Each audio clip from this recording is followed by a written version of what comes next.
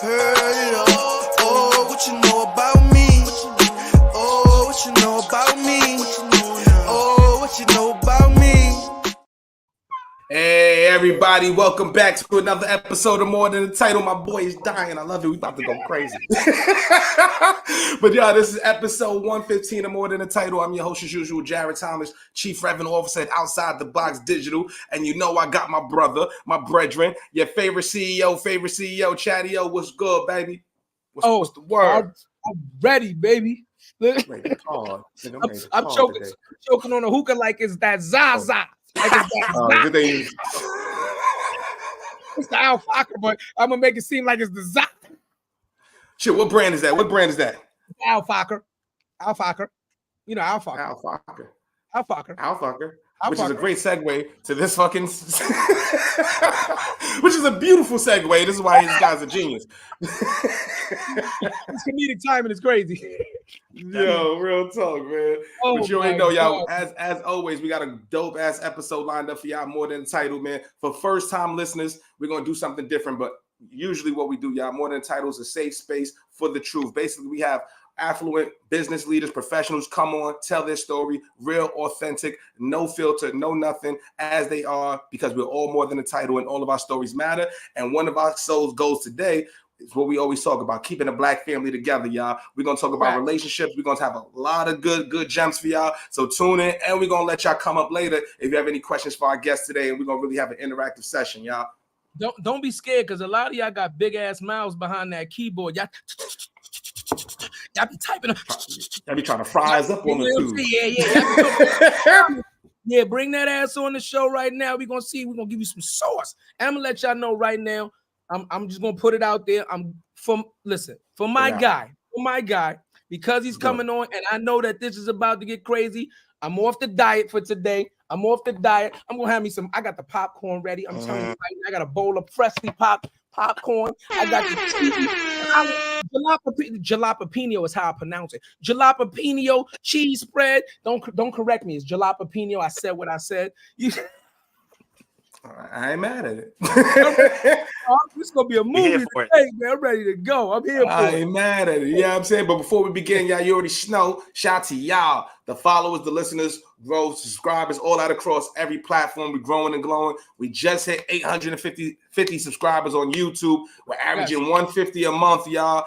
Every month over month, growing, y'all. We up to 80,000 a month just on one platform, over 120 across all platforms, and it's all because of y'all. Downloads up, so we appreciate y'all. Because once again, we doing it out from the heart, and we doing it just us, and we doing it for y'all. So straight up, we appreciate all the support. That's a fact. And let's get into it. Yep, and also shout out to our distribution partners, the Live Podcast Network. If you want more content from Black content creators like More Than the Title, make sure y'all download the app. It's the first women-owned, Black-owned podcast network in the world, y'all. And with your subscription, what you pay, your paying subscription, half of it goes back to the content creators. Nobody's doing it like that. I'm telling y'all right now. So shout out to Angel Leavers, the entire team. She was also mentioned as one of Inc. Foundation's top business leaders in the world, y'all. You know what I'm saying? That's how we giving it up. Hold on, give her a horn. I thought you had me on the horn. You had me on the horn. They know, you know, they cooking me on Instagram already. John Graham cooking me on Instagram. My guy John Greasy. He said your Afro-Latino ancestry is not pleased right now. Because I said jalapeno. No, John, your episode, y'all still listen, your clips are crazy, bro. If you got some time, pull up today, please, bro. Yeah, man, for real. Absolutely, John, man. We love John, man. John is the homie, man, for real. You know, hey, man, we got to make this shit exciting, John. You know what I'm saying? If we did everything the right way, who the fuck would watch us? Motherfuckers be sleeping. Nah, we not doing that over here. We're going to have some fun, you know what I'm saying? Just make it happen, you know what I mean? Yeah. Yeah. But let's get his brother a proper introduction. You know what I'm saying? Because we're gonna start off, y'all. We're gonna talk about his brother's journey, and once again, around 6/6/15, we're gonna let y'all pull up. We're gonna talk about it. But his brother's like his bio reads like a success map, y'all. Sales marketing expert. He's mastered the art of showcasing talent and services, landing record deals with major labels like Asylum Records and Warner Records, and securing placements with top-tier entertainment companies. And also, it doesn't stop there. Beyond the music, his professional accolades, he's also a certified life and relationship coach dedicated to helping others find love, confidence, and fulfillment. Let's introduce our brother, Chad Scott. You dig? Thank you for having me. Hold on. Get your horns, brother. Get your horns, brother. Absolutely. Back, man. Welcome to the show. Listen, ladies and gentlemen, first time in 115 episodes, 2 Chads, 1 podcast. There you have it. Oh man, two black Chads. 2 black Chads and 1. This shit is a rarity for me. First of all, we black, and we walk around with the name fucking Chad, which is automatically like, and we both got good teeth. You know what I'm saying? We both got good teeth. Yeah. We both in pastel. We didn't fucking coordinate this shit, but notice we both in pastel. You know what I'm saying? We think alike, Chad. You know what I'm saying? This is gonna be good. I don't know where to go. Not fucking with you. No, bro. But we appreciate you coming on the show, bro. Like, first of all, I wanted to start off from the rip, bro. That's a big transition from music to life and relationship coaching. What made you make that change, bro? Well, you think about it, it's still under management. Okay. Yeah, so absolutely. Just like I manage talent, it's the same thing. I manage relationships. So that's why I use a lot of rebranding. I use a lot of business terms that people hate sometimes because they feel like love supposed to be love, right? But the fact that I use business terms, it helps bring it home. So I'm still using the same way I talk, the way I move. It's just putting it in the relationship standpoint. So for me, it was more about basically the world put me in this position, the universe. I was chilling, just doing the entertainment stuff, still in media now currently, but the world was like, hey, listen, we need you to do more in the relationship space, because I used to help people get married. So my thing was, I was just giving advice to give advice. I wasn't certified. I didn't want to be a relationship guru. I didn't want to be a Derek Jackson. I didn't want to pander. So I gave people advice. And what ended up happening was, once the 10th woman got married, and they still married, they're like, yo, we need a workshop.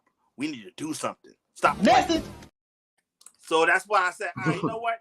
Let me start a workshop, talk about how to stop negotiating with terrorists, toxic relationships. And then from there, now we have 30 women that's still married to this day. Hold on, stop right there. Stop right there. 30 women. You get 2 for that. Oh, yeah. You know why? Yeah, you know why? Because me and my cousin make it a point, right? A lot of other people don't make it a point to talk about this, but we love the black family. We love family in general. So when we talk about relationships and the value that a significant other brings to their partner, you saying that you help 30 people get married that are still married, I salute you, King. I salute you. Like, and seriously, right? Because what you're doing is you're changing the culture and putting people together. And eventually, if they have children, then they will be raised different in 2 family households, and the dynamic starts to change, man. That's a beautiful thing. Instead of breaking people up, you're putting people together. I love that, man. That's a fact. Well, yo, you gotta. I gotta know the first story. What was called number 1 like? You know what I'm saying? What was the number 1 like? You were just sitting at the bar, motherfucker, like, yo, nigga, she getting on my nerve, bro. I can't deal with this shit. I need help, baby. I love her ass. So the funny story was, the first 2 was in college. So the first one was, she liked this guy. She was trying to navigate the dating space. And I gave her some advice. Like, you should do this. You should do this. And that's all I thought. I was like, all right, call it a day. Then they end up getting married. She's like, thank you, Chad. What's for you? I'll never get married. I said, cool. Charge to the game for the culture. Then thinking none of it. Right. The second one is a girl I actually was dating at the time. A girl you were dating? I was dating. And you helped her get married to somebody else? Listen, I was not her king, but I helped her find Hold on. Hell no. To the no. What the? Chad, you got this. You got some splaining to do. I'm a D of this whole fuck. You know us brothers always trying to spin the block. Hold on, Chad. Come on, I'm a D of this. I'm fucking up words this whole episode. You got some splaining to do. You got some splaining. No, we was dating, but we just wasn't aligned. But Okay. she's still dope, girl, still dope and everything. So once I demoted her to just become a friend of mine. Nah. Message. Yo, how you demote somebody? Hold on. Damn. Chad, too far, Biggs. Biggs had gone too far. Remember, I told y'all I'm talking business terms. I like it. I like where we going, bro. So she still was cool and still good as a friend, but she just couldn't have the title as my girlfriend. So I'm like, all right, once I demoted her to just be my friend, we gave some grace. And then she started like, Chad, she started asking for relationship advice. And I helped to get her first, and then she got married. And she's still married to this day. Because this is just weird to me, right? How the fuck do you ask somebody that you just dated for relationship advice? I'm gonna keep it 100. All right. If I demoted, right? If you said she wasn't your girlfriend, so she was just somebody you were dating, and you demoted her back to the friend zone, the first thing I'd have said was, "Oh, you want some advice, bitch? Don't do nothing you did in our relationship." No, that then you're a guru. You did in our relationship, the shit didn't work. That's why your ass got a demerit. You told her all the shit she did in reverse, and she went back and did it for the next brother. Got the ring. Crazy, Chad. That's crazy, bro. I didn't fire her. I just demoted her as. You know I like it. Did you attend the wedding? Yeah, huh? No, I can't. Did you attend the wedding? Oh, I know what that look is. You know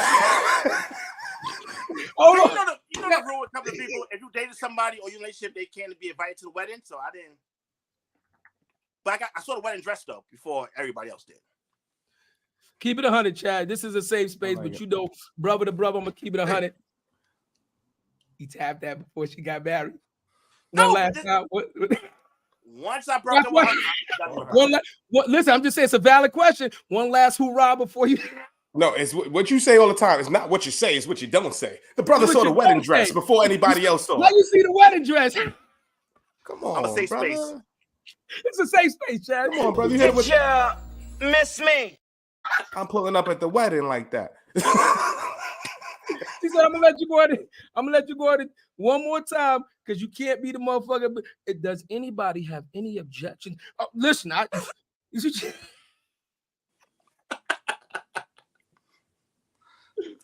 yo, you different. You different. I ain't gonna lie. You better than me. I like it. It's real. Crazy. I'm sorry. I like where we going. I like it. This is gonna be one of them episodes, man. I love this. Go ahead, Chad. I'm sorry. Go ahead, man. No, that's all good. So that's what I said. So my job is to make sure that when I coach and talk to anybody, it's about being honest, be your authentic self, and then from there you will find someone you more suited for instead of trying to force it and try to build a bay or build somebody or mold somebody. Now, be honest. If it's not aligned, then you gotta go. So even me, like I'm all my ex's favorite ex. So even though I break up with them, we're still good friends, and some of them still come to me for relationship advice. That's real, and I that's real, bro. But like being authentic is a double. Jarrett, just so you know, I'm using that as a quote card for him tomorrow. Even though we broke up, I'm still my ex's favorite ex. I'm remember you getting a quote card with that shit tomorrow. Even though we broke up and I demoted you, and you got 3 demerits. Still on my ex's favorite ex. You getting a quote card tomorrow, probably. Let's rewind back to. I want to get back to the relationship. We're gonna do a relationship shit. Yeah. Tell us about the music shit, your business acumen, right, bro? So, what was you doing in music specifically? You was managing artists, helping them get on, and then we'll kind of transition to relationships. Yeah. So we went to managing artists. Then from managing artists, I started working with my business partner with clothing line called Government Cheese. Started doing that, and then from there, it just started working on other people's projects, helping other people position things. And now, even though I'm talent now, quote say relationship coaching, I'm still behind the scenes helping other relationship coaches and therapists with their branding. So I'm still a manager at heart, but then I forget sometimes that I am also talent now. So it's like, all right, but I enjoy being behind the scenes more. So we didn't talk that shit. Then we talking about branding, right? There's so many relationship coaches. There's the Derek Jacksons, there's the Kevin Samuels, all of those, right? God rest his soul. So how does one differentiate himself in this space when it's a topic that a lot are talking about? How do you separate yourself? What's good branding advice? Results, right? So a lot of times you hear talking heads, you hear the people go viral just screaming, what a man should do, what a woman should do, and you never see no track record, no receipts. So what I do is every time a woman get married that they say, thank you, Chad, even I help people, I don't count the ring until they say, Chad, it was you. Message of the ring. I will post it on Instagram, put a little thing about the ring, about the journey. And that's when you get flooded all the inboxes. People like, Chad, I'm ready to get married. I'm like, you're not ready to get married. Like you ain't wanting a wedding, but you're not ready to look at the idea of what that looked like. So a lot of time when I post a picture, that's when everybody go crazy. But yeah, like my job is to make sure that when you get to that point of the ring and getting results, that shows track record. Anybody can talk and sound good, but you have no results. It's like, all right, you're just talking from a trauma lens and not really have any data or any support to what you're saying. But that's also what wins. That's the double-edged sword, right? Right. Like what's the other dude? It's a dude that's popping online right now. The big dude. Ugly Money. Okay. You know, he put the chick start saying something. He put the buzz on it. First of all, he go off. This shit is funny as fuck, right? Yeah. Is his shit getting results? Maybe not, right? But it's entertaining as hell. So you guys still gotta compete in that type of space. So it's hard to balance giving the right information, still making it entertaining, and still breaking through the fucking noise. It's hard on social. But even it depends what your end goal is. If your end goal just to be famous or your end goal for results, you can still marry the both of them. But once again, it's about what you're there for. You just for the clout. If you just there for try to get a quick money grab, of course, do what you can. Like I don't lose sleep over that. My job is never make call about being popular. So message. Nah, that's real. And remember, I told you I'm like behind the scenes anyway. It's just that when people bring me outside, I'm like, all right, cool, let me come outside. But I don't need that. So yeah, but like you said, it's about what your niche audience is. And that's we talk about branding. You have to know your audience. And a lot of people don't know their audience like that. They can mute. I can't hear you. Oh. You saying something? No, I'm just agreeing. No. I was just agreeing. I'm sending links. I'm sending links out. People like, yo, what up? I'm about to send them links out, nigga. No. I'm doing research. I got you, Chad. Your Instagram is cooking right now. It's cooking. Yeah, but like you said, you gotta have understand that when kind of branding, any brand, you gotta know your niche, your audience, and talk to them, and not get caught up in trying to please everybody. You're not going to please everybody in business. You want to find who your demo is and serve your demo. And when you have results, people want to tell a friend and tell a friend. It's funny because recently a girl called my phone. I'm like, hello, Chad Scott here. That's how I answer my phone. She was like, oh, I thought it was my homegirl gave me your number and I wanted to get consultation. I'm like, okay. What's your name? Like, so the fact that the results come in, I don't have to do too much. Your referral-based business. Yeah, people keep on saying, yo, talk to Chad. To the point where I'm like, yo, I'm not taking no clients right now. I'm working on other things. But if you DM me, we can chop it up. I give you some advice and wish you well. Because a lot of times people just want to vent and won't really want to do the work. So I'm not going to sit there, start a whole program, and you don't really want this. So what I do is normally give you a little homework and see you come back to me. If not, then I'm cool. I'm not chasing the money. I can respect that. Because then once again, that affects the results, right? And you're not just putting, that's your vetting process. And I respect that. You know what I'm saying? But also, go ahead. No, what you got? The rings, right? So now I got 30 women that's still married. I'm not going to grab the ring just to post another ring, just to post it that I don't vet or really co-sign that union, so to speak. That makes sense. Protect the brand. Yeah. Like at all costs. Yeah, protect the brand. Every time when people try to send me pictures like, thank you, Chad, and want me to post their ring, I'm like, nah, that was all you. Don't worry about it. I'm okay. Yeah. That's your win, baby. I'm not co-signing that. I got you. That's real. Then I gotta ask you. One thing I do want to touch on: word of mouth marketing, y'all. That shit is still effective. How you do your business right and letting word get around, and it's organic, and you ain't got to spend no money. But it's all about doing quality work, right? If you have a quality product, a quality service, you get word of mouth, and that shit's still effective. But second of all, I would love to know. Walk us through your craziest motherfucking story. Which one chick that you came and vetted? You like, I don't know, she ain't. I don't know how I'm gonna make this shit work. You know what I'm saying? And what was that process? Well, a lot of times women have the guy already, right? They have a guy they've been dating for a couple of years. And they would DM me like, Chad, it's been 5 years. Chad, it's been 8 years. I want to cash out, Tom. It's time to reap the benefits. I want to get married. So when they tell me the story and the history, in my mind, I kind of know how the story going to end. In the sense of, y'all just not compatible or it's not there. But I don't really say what you should do. My job is I check on their self-esteem. I start focusing on what they need to do for themselves, self-love. And then eventually they'll make that decision like, wait, why I'm with this person? Because a lot of times, because a lot of times you come from a place of lacking, loneliness, brokenness. When you come from a place of lacking, you will grab somebody that you want to take on a project. But if you love yourself and you have discernment of who you picked and why, then you're able to be like, all right, what? Now I see why I'm not with him. I was with him because we had history. I'm with him because we had kids. I'm with him because not that you want to be with him. It just feel like you did your dues like a slot machine. I put all these coins in the seat. I want to cash out now. And like, so my job is I hear them and I meet you where they at. I'm not going to say, yo, this is not going to work. But all right, let's go to the steps. And as we go to the steps, you're going to eventually come to a conclusion like, oh, we're not aligned. Why did I pick them? And I tell women all the time, when you fall in love with yourself, your palate is going to change. Your taste is going to change. You may not like the same kind of guy or the person you like. And at the end of the day, your dating pool is going to get smaller. Facts. And your Tay just said on Instagram, she said, do you only do women? Like, do you give advice to men as well? Well, when it comes to men hit me sometimes because they see that I have a lot of women friends. So like, yo, hook me up with your friend. But the thing with guys is we feel like as long as we get some sugar walls and got some money in our pocket, we don't need no guidance. Message. So my thing, I'm not gonna sit there and beat a dead horse. If you don't want to get no advice, cool. Wish you luck. But some guys do hit me up, and those guys I try to help them when it comes to dating and navigating. A lot of them need help with dating profiles. Guys are bad with dating profiles. It's crazy. When you say dating profiles, break that down. What do you mean by dating profiles? So you know how Hinge and all these other dating apps? Oh, you talking about POF? Yeah, all those, right?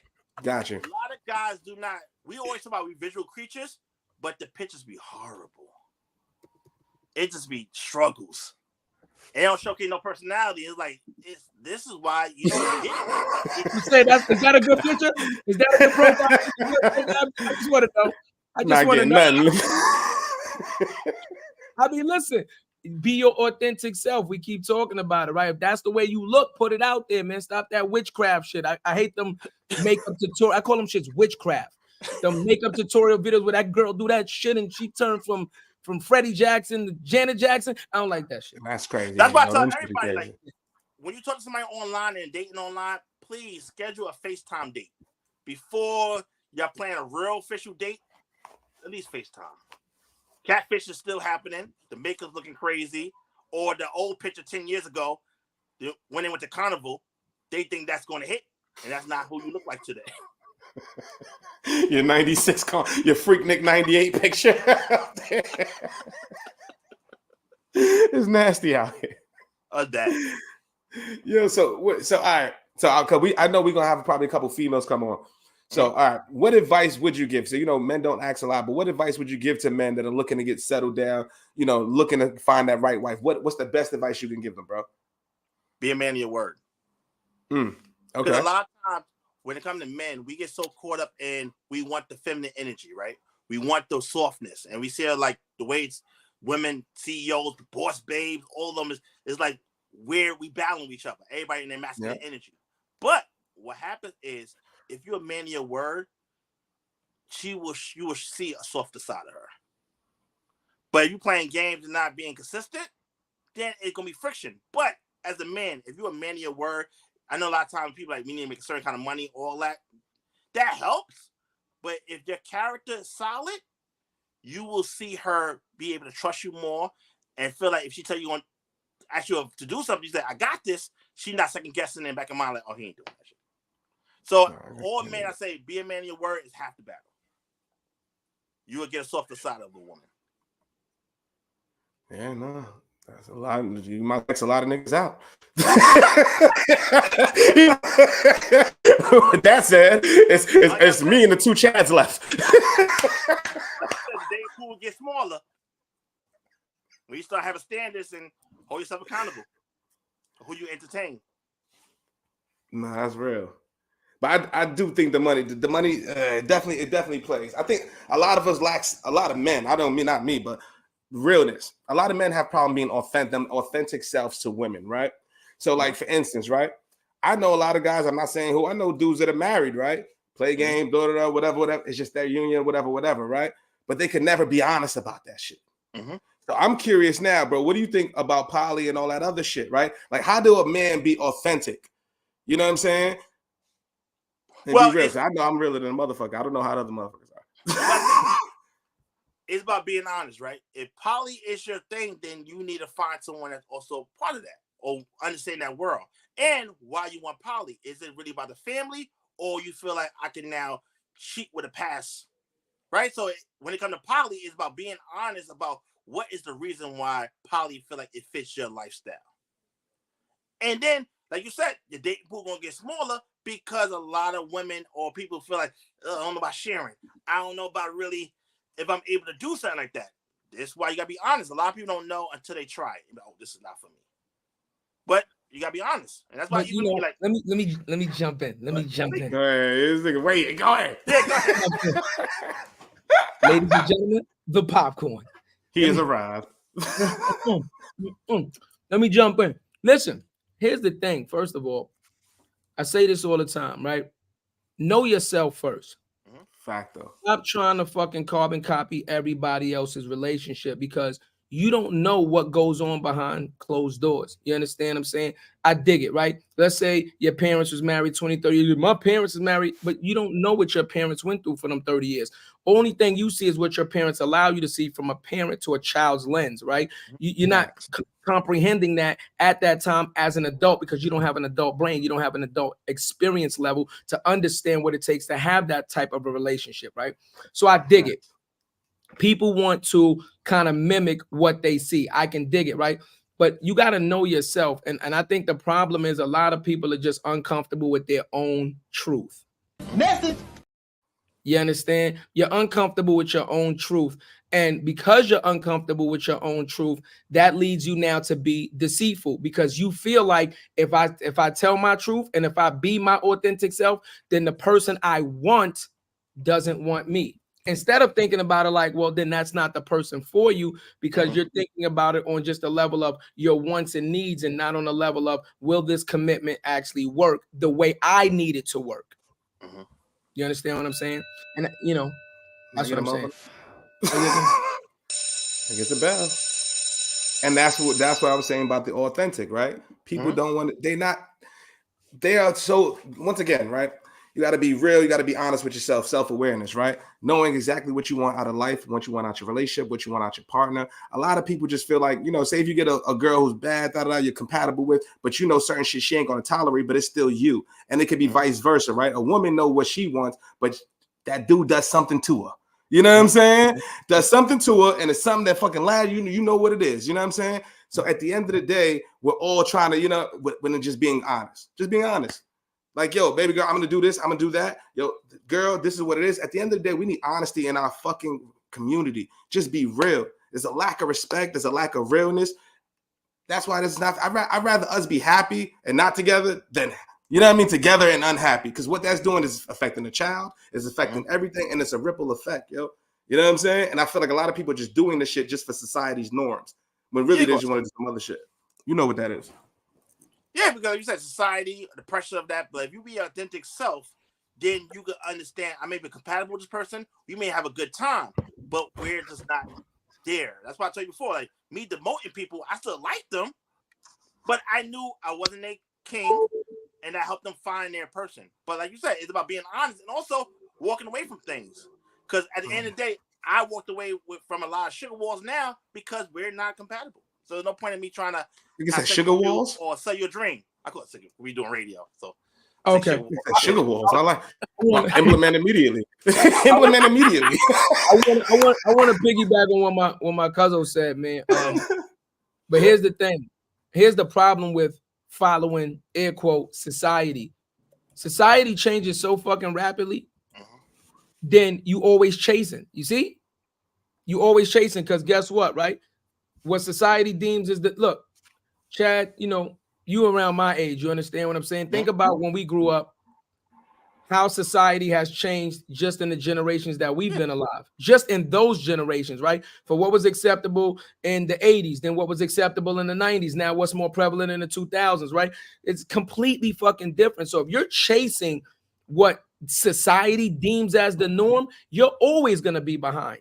Right. And then now what? Let's say you get into a relationship based on society and then society changes. Do you now change your relationship? Right? Do you now be like, well, now this ain't for me because well, society might see that it's all wrong on every part of thinking about any level of that is wrong. It's wrong. Yeah. And also to piggyback too. I know a lot of my homegirls that try to change brothers. Of course.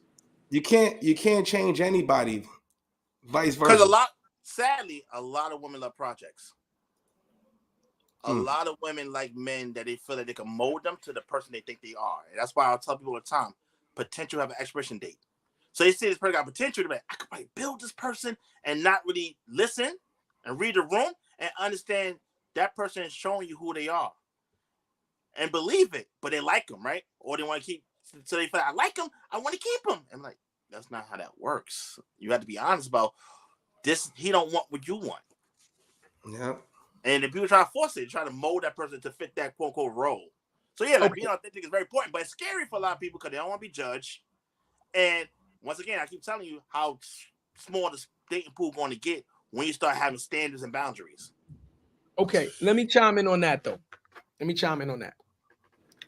I do believe in change. I think change is mandatory.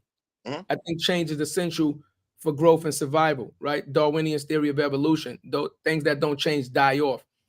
If a woman sees potential in a man, okay, I like him where he is, but I see where he can go, right? Maybe he's rough around the edges, whatever the case may be.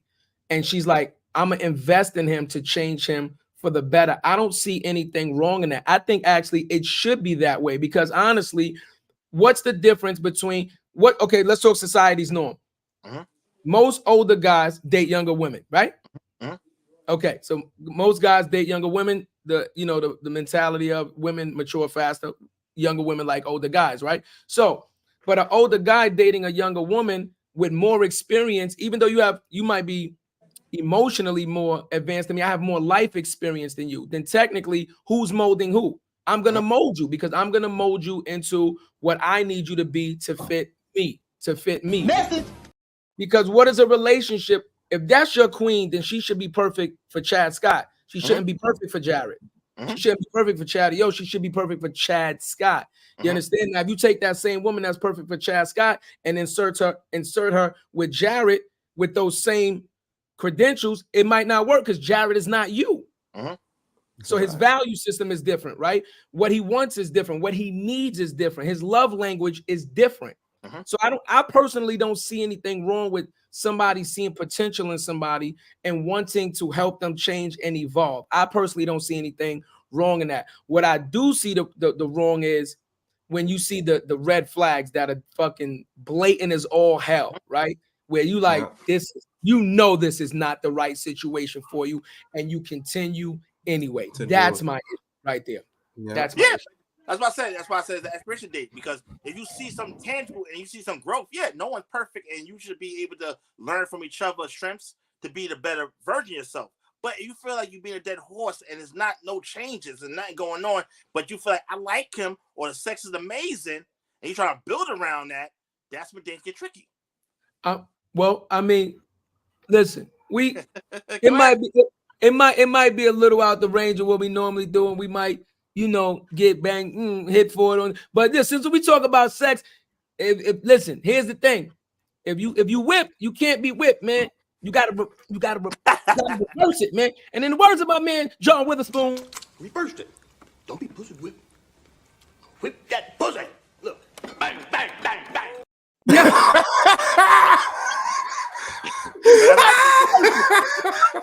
it. You got to get the you know what I'm saying? That's my favorite movie. I love that Boomerang. I'm telling you, man. Don't let it happen. Man. You got to reverse it, man. John Witherspoon gave you the Bible, man. Follow the Bible, man. Stop playing around with it, man. So we got our first. Hold on, we got our first person too. Eileen pulled up. Hold on, because we gonna get it. Eileen, hold on. Let's introduce her to the Eileen. What up? Hi guys. How are you? How are you? What's going on, Queen? How are you? We good now. I'm blessed. I'm blessed and highly favored. And I have some questions today. Thank you for letting me in here. So hold on, wait. First of all, relax. You're a little Thank you. Look at me. I have the baby here, so I don't want to make it noise. No, listen. This is life. We done had dogs on the show. We don't care about none of that, right? Bring the baby on, right? Don't matter, right? Take a sip of something, but relax. Talk to Chad like you would have a normal conversation with your girlfriends or somebody you want to talk to. There ain't no pressure, ain't no right or wrong answer, but relax though. He's the first brother to live stream on a live stream. Oh, fact. Thank you, guys. Well, I have a question. Good evening, right? So how do you deal with, like, let's say you meet somebody and y'all both have different religions, right? How do you deal with that? Because sometimes, like, you really love the person, but it could be a struggle when you're not going, like, y'all don't have the same mindset. But you love this person and you see yourself building with this person. So how do you deal with that? What do you think?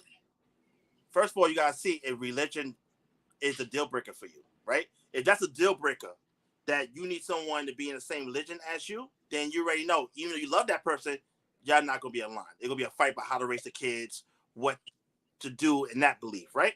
But if there's a way that you're having a real conversation about compromising, that y'all can now make sure it's a hybrid where y'all can learn both cultures and that's what y'all want to do, cool. But you gotta be honest. You can't force it or feel like I'm going to ignore that if that's a deal breaker when it comes to religious outlooks. That's true. I mean, I'm kind of like understanding of how I respect, like I believe in Christ, but I respect how other people feel. And to me, it won't be a deal breaker, but I just wanted to know, like, would it work if you try with somebody, or maybe it will cause a lot of issues? What do you think? Like, well, it depends. Like I said before, it depends if it's that person deal breaker. If I want a Christian woman, I can't date someone that's not Christian. But sometimes you cannot help who you fall in love. Like when your emotions got in, some things go out of the window. How early do you ask that question? Is it on the first conversation, the second? Because you wouldn't be falling in love with him if it's right on conversation one. Yeah, but do you have that kind of serious conversation on conversation one? Feelings don't have. That's a deal breaker. To me, okay, I'm emotional. Okay, so some people are more intellectual. I'm a little bit of both, but more emotional, right? I lean more in the emotional side. So for me, sometimes love is blind in a lot of aspects. You know what I mean? So when you love somebody, like, you're not caring what color they are. You're not caring about how much money they make. When you really, really fall in love with somebody, there's nothing that they are or can be that make you fall in love with that person. It's just dumb. Like this person. The spark. You're saying there's a spark, you meet someone, it just hits, right? But as you know, sometimes that spark goes nowhere. So my question to you is, do you have 5 deal breakers? Yeah. I swear I was going to ask the same question. What are the deal breakers? If you could tell me some of the deal breakers, what are some of the deal breakers you have? I want somebody who can communicate. Okay. I want somebody who's caring. Okay. Like somebody who's dry, don't hug, don't kiss. Some people are like that. Somebody who's fun and open-minded. I don't. If somebody's not like that, like, you cannot build with somebody who's not like that. Okay. Understanding is good, because you could have a misunderstanding, but if somebody you could communicate with and get to the point, like, we could agree to disagree, that's somebody I want to build. Some people are very close-minded and set on their ways, so I don't. That would be deal breakers. So say that's your deal breakers, right? have you dated people that don't fit that mold? Yes. So wait, Message. before I had the deal breakers. wait. Because I'm gonna be honest. Before I made the deal breakers because you live and you learn. You know what I mean? So I don't know what my boundaries are into somebody. You know what I'm saying? Okay. So everybody's not the same. Some people they raise certain way, so they mold their life certain way. But some people are all over the place, and then they learn by experience and lessons in life how to like what do. Because I went through this type of relationship, I don't want this type of person around me. Mm-hmm. This is something that I won't want no more. But I'm new to my religion, so that's what I'm trying to ask you. Because if I really like somebody and I'm falling in love with somebody because of who they are, what they believe, if I respect it, he respect it, or maybe deep down inside I believe they might change, but I'm not trying to change nobody. See? Well, once again, right? That's This right. is why dating is so important, right? Dating is all about collecting data. We need a date and to learn that are we really compatible with someone, or are we just smitten, or is it something lasting? And this is why dating is so important, because we need to learn that dating. But sometimes when people date, or I don't know, you date multiple people, or you're a solo dater. It seems like you're a solo dater, right? Oh. See? So what happens a lot of This times? guy's good. Yeah. This guy is good. This guy.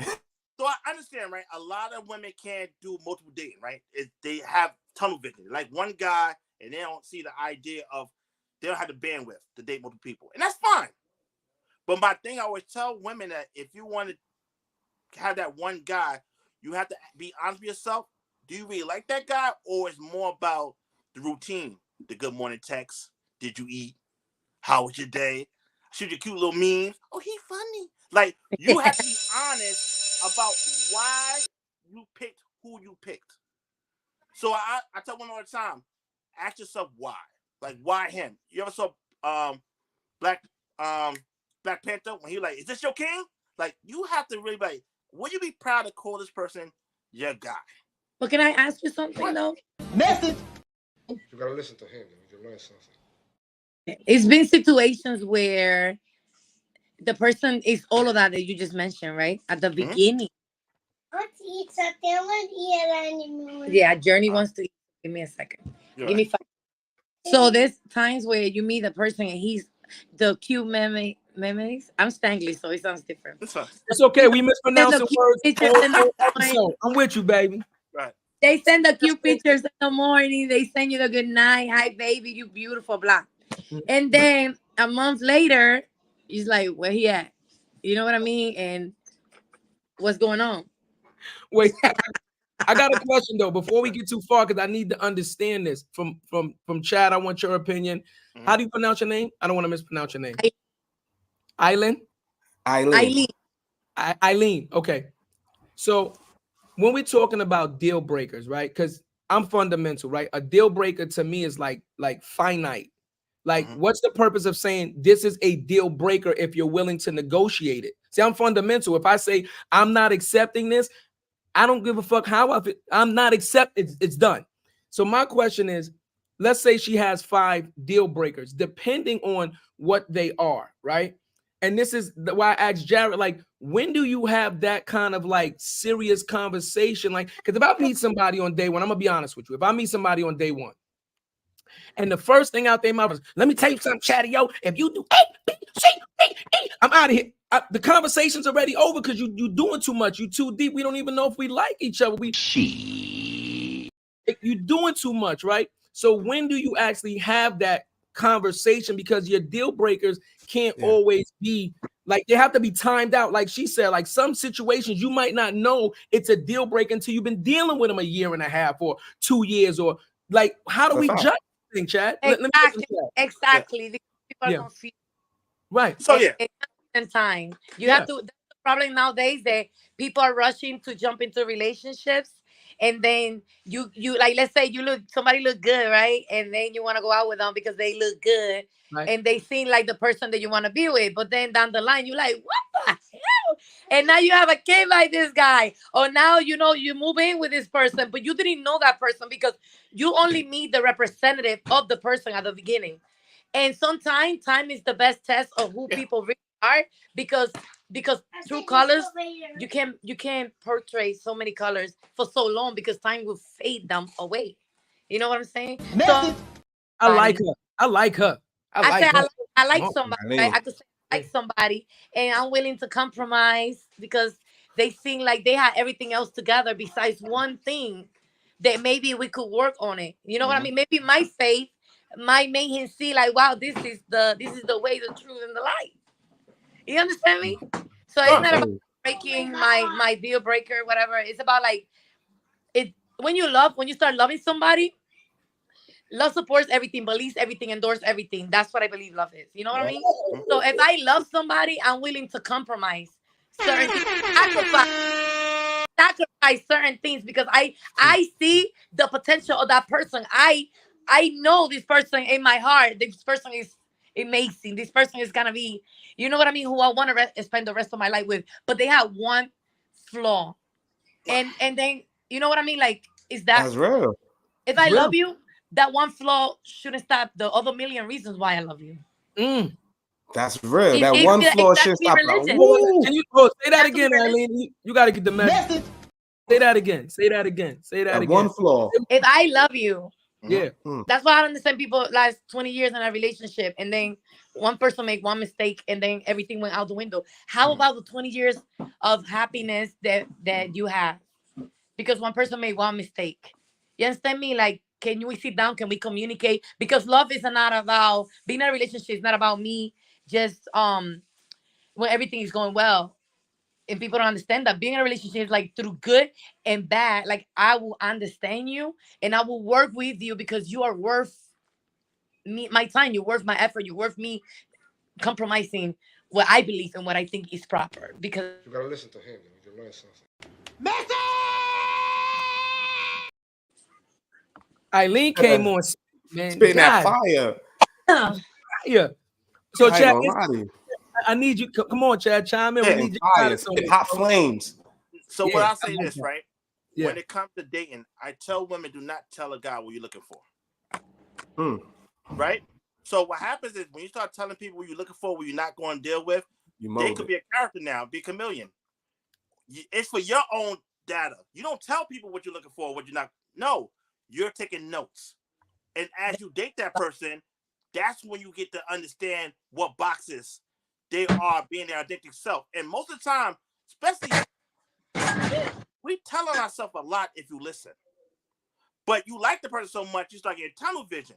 But you listen to their stories about how they treat their family members, how they treat people around them, how they move with the waiter. Like you start seeing that person's character, not that cortisol you love and smitten with that person, that butterfly feeling. You start seeing that person's real character as time progresses with their stories about their ex, how they navigate dating, what their vision about relationships are. Let people talk. And stop being a press secretary trying to make excuses for them. Like, hey, life, his mom and him had a bad relationship. Is he doing anything about that?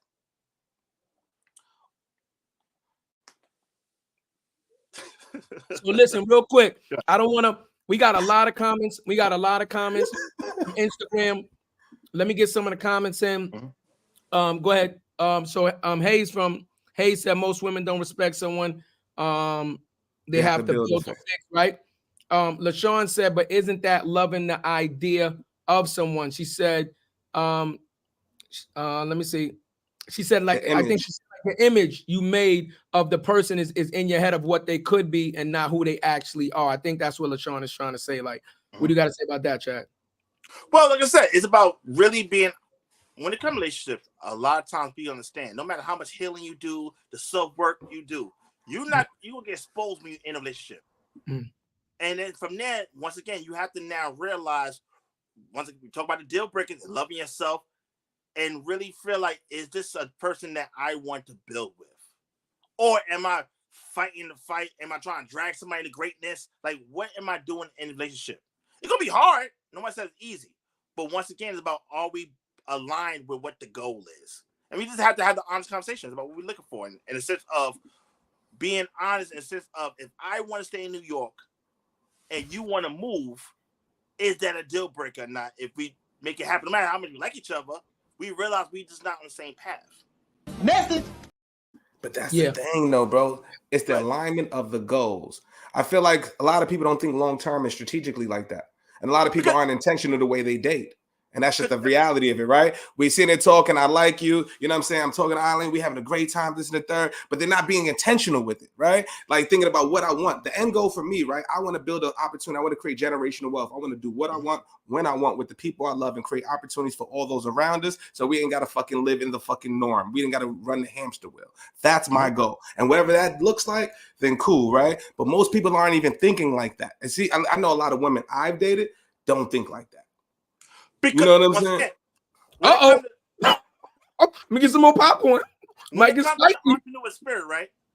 That's real. People get nervous about it because it's risk, right? It's risk in that. Absolutely. Investment.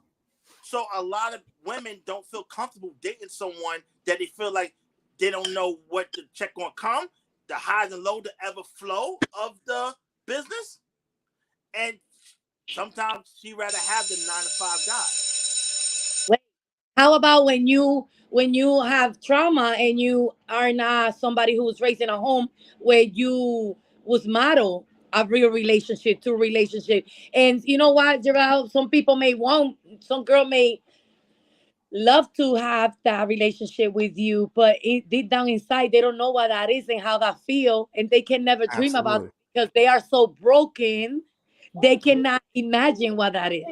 Yeah. So it's not even. Because you know what, you could give somebody a castle, but if they don't know how to take care of it, they're gonna break it down and destroy it. You know what I mean? Goes back to, no, you're right, Queen, but it goes back to the self-awareness. Why are you putting yourself in the pool if you know you're that broken? Right? If you know you're that broken, people don't know that. What? No. We got accountability. Accountability. You know when you're broken. We all got trauma, and we know when the fuck. Who gave us the trauma and what the trauma is. Wait, not everybody. Wait. Hold on. As human beings, accept it, because this is the answer. We're selfish as a motherfucker. Two things can always be true. You know you're fucked up, but you still want to be loved. You know you're fucked up, but you still want a person to love you, and you still want to. So you still do it knowing that you're not healed. Because guess what? Let's talk trauma. If you're truly damaged from a situation, how did you go about healing yourself?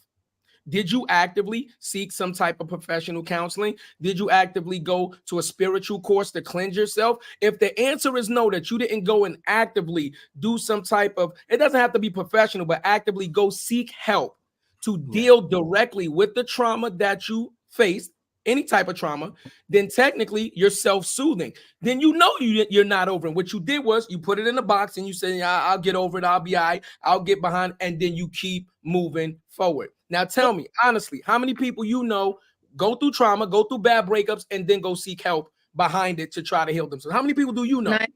Thank you. That's the answer. That's right. Let's say I went through something as a child, right? Like, I wasn't raised by my dad, right? So I was into older guys, and I didn't know why I was into older guys, right? And I thought it was normal. I thought maybe because the way they treated me. I was confronted about the situation, and I realized now that I'm grown, and now that I know more about myself, because some people go through life blinded. Okay, it's like I may have a wound, but I don't see it because it's internal. It's not external. You understand me? Something somebody said when I was a kid, something somebody did, something that I saw, right? Matter around me, and it traumatized me, but it's internal. So unconsciously, I'm seeking certain type of relationships and certain type of people, and I'm jeopardizing and breaking relationships and burning bridges because I don't understand that. So you cannot ask me to or expect me to go seek help if I don't know I have a problem, because I'm in denial because I don't know that. So I understand.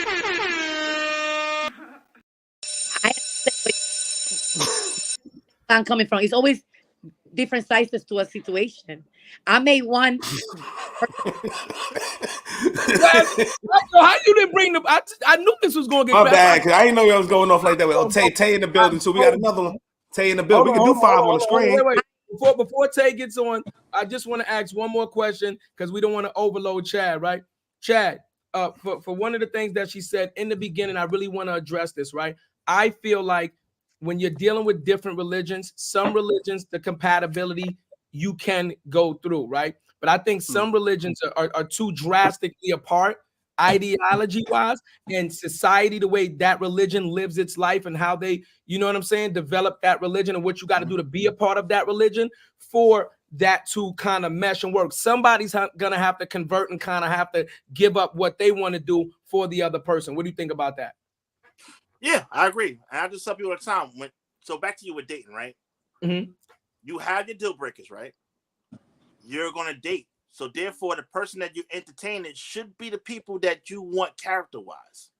So yes, the spark could be cool, the butterflies, this person's sexy, but you have to take a way to check in with yourself and be honest. And like you said, you only can date one at a time. So that's why even when you date that person, you really have to listen to what that person's saying instead of you trying to force something that's not being compatible with that person. So my thing is date, have fun, but when you find that butterfly, you have to ask yourself the why. And like you said, from the past trauma, we have to figure out the pattern about why you date the kind of person you date. And once you start really healing from that, the guys you attract, you may not even like them anymore. Your palate may change. But everybody want to do the work because it's work. And on top of that, your dating pool gets smaller. Message. Yo, you just take yourself. Just when somebody's talking, we just gotta put ourselves on mute. We getting feedback on the drink from people saying. Okay. So like, if the one person's talking, just everybody else just go on mute. You know what I mean? Just all right. So I wanna, Eileen. I hope Chad Scott was beneficial to you. I told you it wasn't gonna be crazy, right? We just here talking, right? Trying to help out, right? I hope the information that this brother has given you will help you in your journey. The only thing I'm gonna add to it is just understand, like, we live and we learn, right? I just hope that you're not repeating the same mistakes throughout your newer relationships, right? If you're not, all the information in the world means nothing if you don't follow up with it, right? If you don't use it to better yourself, if one relationship doesn't work out when you step into the next one, you know. And we thank you for coming on the show. We appreciate you. Thank you for your support. You know what I'm saying? And hope to talk to you soon. Ladies and gentlemen, we gotta do this again. Now that was real. Eileen was spitting heat. Say what up?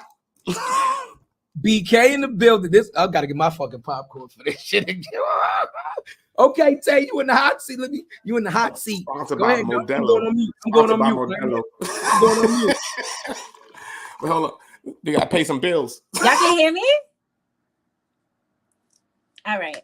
So I personally don't have any relationship questions.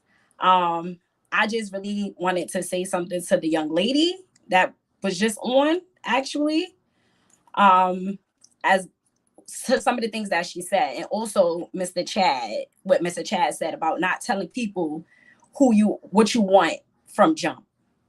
Me personally, I'm the type of woman that I have to tell you what it is from the gate, because you're gonna know what I'm not gonna tolerate from jump, right? We're gonna be respectful for each other, and I feel like us as women, we overlook a lot of things when it comes to men, right? So even if I tell you what I want from jump and how I want it and what I'm not gonna tolerate, I feel like men give us clues. They give us like little signs of shit that they're gonna do and how they're gonna fuck up when they do fuck up. Okay? So us as women, we be so like, damn, I want a man. All my friends got a man. They married, blah, blah, blah. We overlook certain shit. You know he cheated 20 times. You know that. We everybody knows but you. That's the fucking problem. It's not really what you tell and how you show that you care about a man, or how you show you care about your other person, whatever the person is, whoever the person is. I feel like because that's like my own personal thing, right? It happened to me, right? I didn't have that mother, father in the same household. So when it came to my children's dad, in the beginning, because we broke up a very long time ago, but when it came to like our relationship, I wanted it to work so bad right? I wanted that family dynamic of, okay, you got a mother, you got a father, you got children. That's what I wanted because I didn't have that, right? I overlooked shit that now that I'm thinking about it now in my 38 years of life, I'm like, bitch, are you dumb? Like the shit was right in my face. That's just what it is, right? And I think that you don't really realize that you've actually been played until you actually really removed yourself from the situation. That's a great self-assessment. That's how I feel, like that personally. So like as a woman, like what the young lady was just saying, like, you know, like, oh, what if you care and you see one? No, I see one flaw, it's a wrap. It's a wrap. One flaw is over. You know why? Because one turned into two, two turned into three, three turned into 10. Period. That's how I feel. You annoying. Right. I ain't got nothing to eat and I gotta pee. I can't leave though. That's how I feel. I could be wrong, but 9 times out of 10, I'm not, because I'm a Virgo, right? Not really wrong ever. Hold on. But let me, before Chad gives you his comment, I just want to clarify something because I think you have a misunderstanding about me. Be clear. Tay, you've known me how many years? You've never seen me act any other way than the way I act right now. You've seen us without me and my cousin don't have fucking representatives. You meet us, you meet us. That part. I don't have the bandwidth to create another motherfucker. It takes too much energy to be me. You know what I'm saying? Like, but this now, be clear though. This was my message.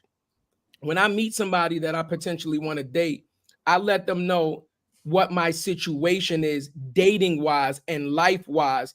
That way we have a clean understanding from the jump. What I said was, is it too deep to say deal breakers, right? Because if I meet somebody, right, how do you normally meet somebody? In a social setting. You're getting to know each other. You're just vibing, simple conversation.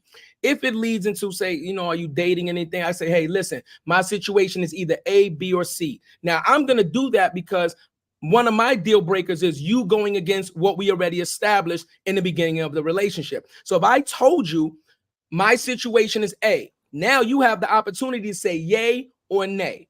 Once you agree to it, I'm gonna hold your ass to it. I was thinking about the other Chad.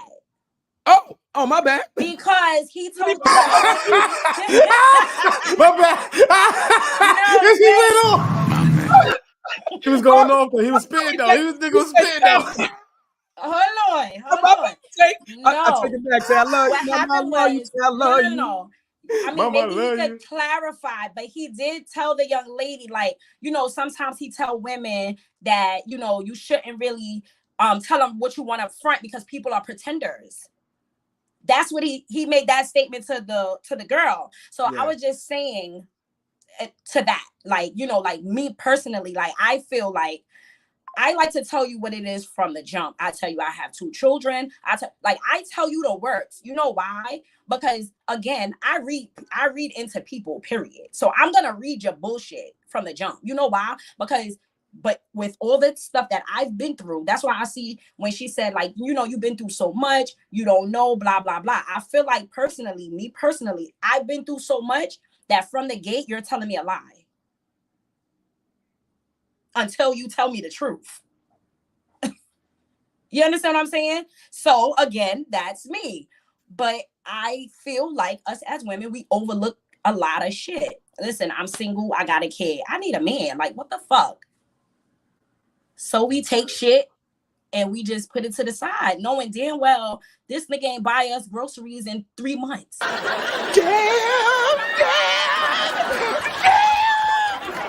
Like, what do you really want? Like, girl, what are you not seeing? But so what happens is a lot of times women do not stand on business, right? So So what happens? Nigga, he beat me to the horn. Nigga beat me to the horn. So this is why guys will play in your face, right? Because you say one thing, but you do another. So yes, you would say in those conversations, you keep it 100. I have 2 kids. That list, that's fine. I never said not be honest in that part.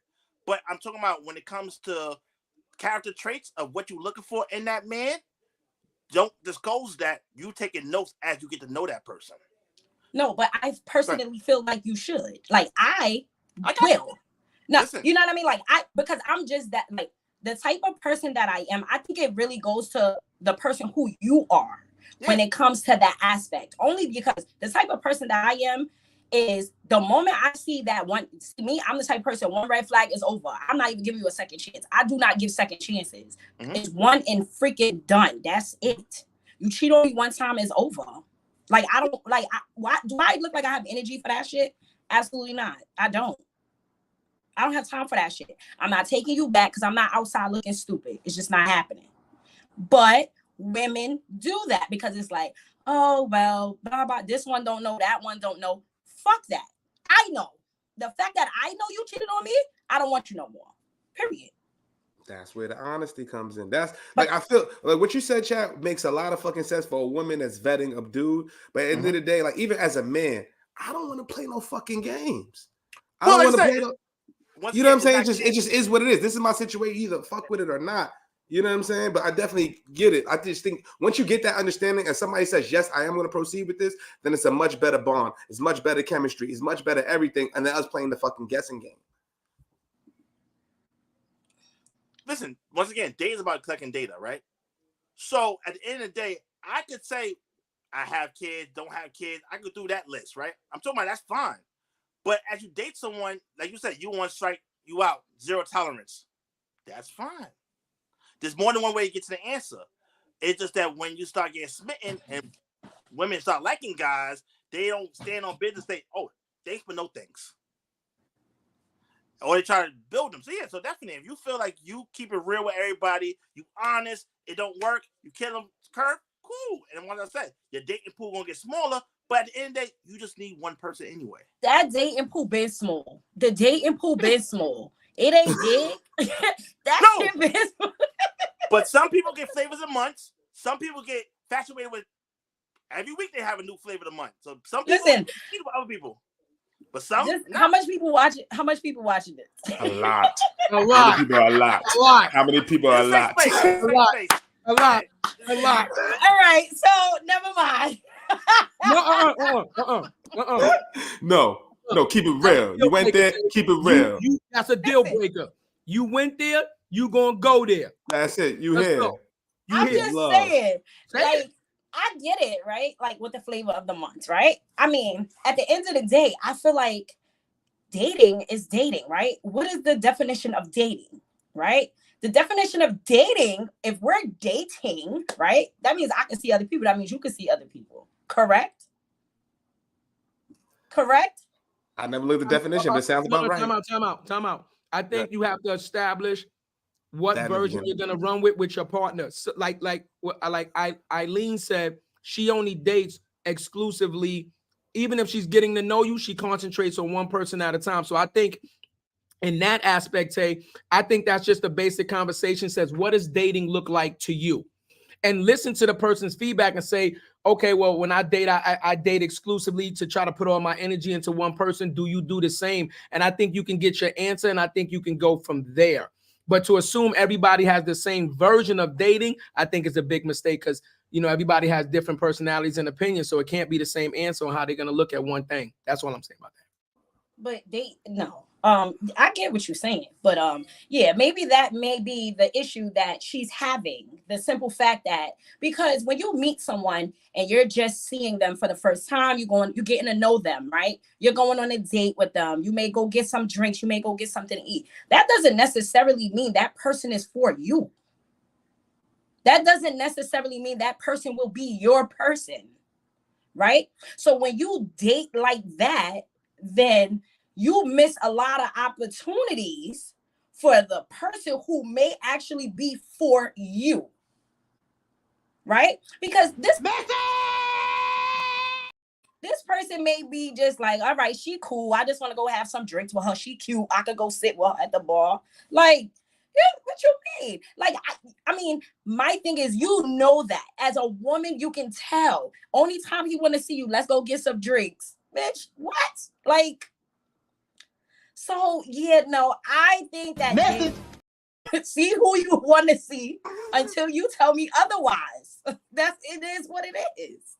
So for me, I always recommend dating multiple people. But my asterisk is quality candidates. Just don't date those for free meals, right? Date these people that you feel like you could see and grow with. But a lot of women don't have the bandwidth, or they get caught up in the routine of the good morning text. Then you really have to vet why you pick that person, why that person's in your space. I don't get no. But then now that we there, let's talk about it. Now that we there, let's talk about it. You now? People have people in their life for certain reasons, right? Especially when they're fucking just dating. You got the dude that's gonna knock you down. You got the dude who has a conversation. You have the dude that motherfucker might trick on you. We do the same shit. You know what I'm saying? We got the joint that got the fucking. I ain't got nobody tricking on me. I've been fucking up. No, I'm looking. Yeah, I was doing something. I ain't never had no sugar mama. You telling me I've been fucked up this whole 40-something years of my goddamn life? Absolutely. What I've been doing wrong? Cause I eat my Wheaties and comb my hair, brush my teeth. I ain't got nobody tricking on me. What the fuck am I doing? I'm potting two times a week. Still pay some bills. Anybody looking for the eligible guy to spend some money on? I'll be a sponsor, be a husband on the pod. For the right price. Nah, but real shit. Are we being real? Can we be real for real? Like dead ass. Like we all have people deal with. Go ahead. Very true. It is very true. I don't like to say, and I don't like when I see where people say like, oh, women, even though they have a man, they have a nigga for this, or there was already a nigga on the side. Not really, right? It depends on the type of chick that you actually are. Because you do have some women who will, if you say, I want to be your man, let's date, let's go together, or whatever, however the hell you say, I don't know how that shit work anymore. But if that's what we're doing, then we're doing that, right?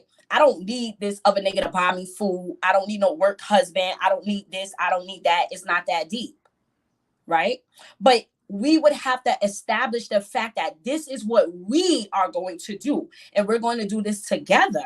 So if we're going to do that together, and that's going to be us, then all the other things is just noise. It's just noise. I can get with that. So I think it really depends on the person. And I feel like as a woman, you gotta be strong. But I guess you gotta go through the tornado, the hurricane, the storm, the whatever, in order to be that person. Like I get a lot of guys who are scared of me in a sense of I'm too strong of a woman. Like I like you're too. I don't like when people say masculine. I don't know, because I don't think nothing about me is masculine. But if I raise up, gonna be trouble. But you know, they be like, you must be, you should have been a nigga. Like a lot of times, that's what I get. Like I should have been a man, and I'm like, why? Because I don't tolerate certain shit. But again, I've been through the storm, like the eye of the tornado. The eye of the hurricane. So it's like I put myself in a place where, nah, bitch, you're gonna be better than this shit. You can't allow people to get you there, to take you there. And I think that us as women, that is, especially when you never really had a father figure or someone to show you what a man should, how a man should treat a woman, or how a man should love a woman, whether that's just like what Chad was saying earlier, whether that's just what they want you to see or not, the simple fact that we did not have that, we don't know what to do. So now it's like you're out here fending for yourself and you're trying to figure shit out. But it takes a real strong woman to see through bullshit. Then people call you a nigga. I just got one question before Chad jumps in. And I asked the other girl, Aileen, I'm going to ask you the same thing, Tay, because now you just admitted the fact that you know that you've gone through the eye of the storm, which means you understand the trauma that you've gone through. Have you sought any type of professional help or spiritual help to help you deal with the trauma before, just hear me out, before getting back into the dating pool, right? And giving yourself enough time to be alone and heal before entertaining, even dating somebody else? I'm single. Is that a what the fuck? Was that an answer? Was that an answer? Nah, hey. No. So wait. Okay. All right. All right. That was a joke. I was being funny, but no. On a serious note. So yes, I have. Did I seek professional help? Absolutely not. No, I didn't. Did I seek spiritual help? No. I just, because I've been through so much, I did take that time out for myself to get to know myself and to get to learn myself. But I didn't really need anyone, but that's just me. I didn't need anyone to help me get through that. Like for a while, I was down, really bad. Where I was just like, nah, this cannot be fucking life. But then it's like, okay, no, you gotta get yourself up. You gotta get it together. Like, bitch, like we can't, nah, you got people that's counting on you. You can't, you see me, I do my podcast sometimes in the morning. Like I have people, even though I'm going through my own shit, I have people who are in my DMs who are going through way worse shit. So I have to pick myself up, right? And I have to make these people lives easier, or at least for the moment, make them feel better. So I cannot give you advice if I'm going through some shit and I can't even figure out shit myself. So I had to learn myself to put myself in a better space to where I am the person that I am today. So yes, I know I've been through the storm. That is why I can tell you how and why I do things the way I do them, because I've been through the works. So yeah, but professional help, no, I wouldn't lie. I don't know if I wouldn't have paid for that. I can respect that. What you think, Chad? Come on. You the resident expert, baby. Jump on. Come on. Let me get my popcorn. So 2 parts, right? The first part, as far as a storm, right? The fact that you wanted the household, you wanted the family life. So congratulations on making that decision that you realized that wasn't for you and not forcing it, right? Now, when it comes to the dating, you feel like no nonsense. I'm going to let you know what it is and how I'm showing up. But you also said that you get a lot of feedback that a lot of guys feel like you're intimidating, right? They get nervous around you. My question is, what kind of men are they? Like, are they men that you feel like you trust them? Or they're men that give you some advice as far as how you show up and how they see you, your perspective of you? Or you feel like, this is who I am, take it or leave it? Or do you take any feedback as far as how you may present to the world, the dating world? So I'm going to be honest with you. I am what you see is what you get. You take it or you fucking leave it. Because I feel like I shouldn't have to. So like, if it's something small that you tell me that you know, like, oh, you know, I think that you shouldn't do this. Like, let's say I smoke, right? Oh, I don't, whatever. I'm smoking, right? So like, it's like, the fuck, like, I want to smoke. Why can't I smoke?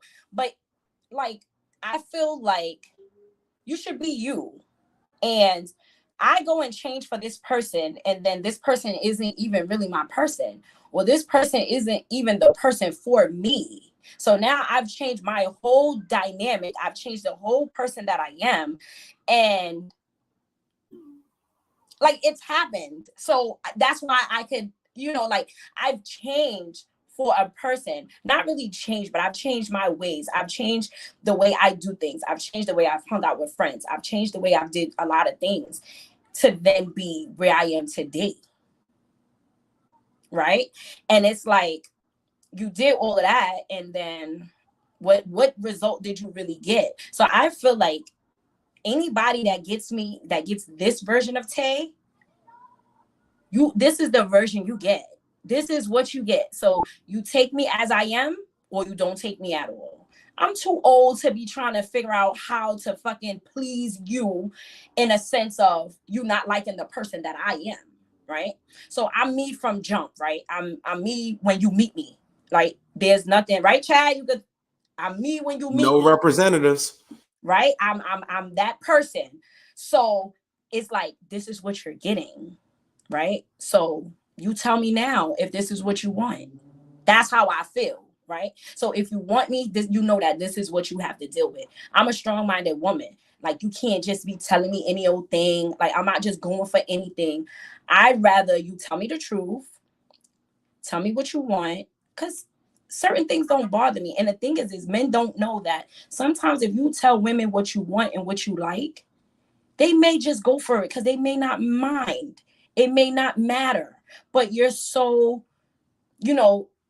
again, it's happened where, you're afraid to be the person that you be yourself. And then you're being someone else. And then the person is like, I don't even like this person. I don't like this version of you. Message. Oh, you could have been yourself the whole time. So yeah, no, I'm not changing it. No. All right. Got it. I was just asking because I'm trying to think for feedback, right? In the sense of, does these guys feel like you're talking to them as they one of your kids, or you really have an honest conversation with them, and they may feel intimidated? That's what I was asking. Just No. When I say like intimidation, like strong, like so me, I get up, I go to work every day, right? I go like I don't ask for nothing. I'm not one of those chicks like, oh, come pay my rent. Oh, buy me this. I don't give a fuck about that. You buy me a gift. Oh, I'm happy. Oh, thank you. This is nice. I don't give a fuck if it's, I don't care what it is, right? It could be a card, flowers. It doesn't matter, right? I'm that type of person. And I've gotten, oh, you think you all that because, you got this or you do this, you do that. But it's like, I'm just being me. Like, I don't think that I should have to like what y'all said, like go on a dates for free food. If we go on a date, I can pull out my debit card. I ain't got no credit card, but I can pull out my debit card. But please don't do it on the first date. No. Okay, thank you. Listen.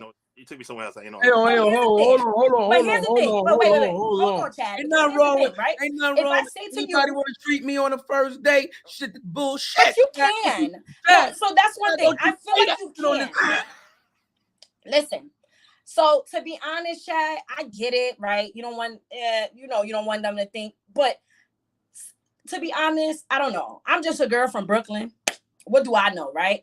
But those things don't bother us like that, right? I don't mind paying for a drink. I don't mind paying for food. I don't mind. That's nothing, right? Because if we're gonna go out, I'm definitely gonna have my money for food. So if that's what it is, that's what it is. No. The reason why I said that is most of the time it's the guy actually you want to date. Oh no, okay. I mean, I asked too, but yeah. I'm just saying. Look. Let me jump in and say this though. Go ahead. I gotta defend Tay. I know Tay a long time. Yeah. She is, I wouldn't call Tay aggressive. Tay, when you meet Tay, you understand that she's a very confident woman. She's not a timid woman. This goes into what you're looking for in a mate. You see, Tay doesn't intimidate me. I look at Tay, and me and Tay been laughing and joking for years. She called me BX, I call her BK. We laugh, we joke, we fuck with each other. But she doesn't intimidate me in the least because I don't look at her as competition. See, this is the problem with men, right? Are you looking for a strong black woman or a strong woman to back you? If the answer is yes, when you get a strong woman, this is what it looks like. It means she's strong-minded. She's strong spiritually, right? She's not going to take you forward. See? So now I'm going to defend Tay.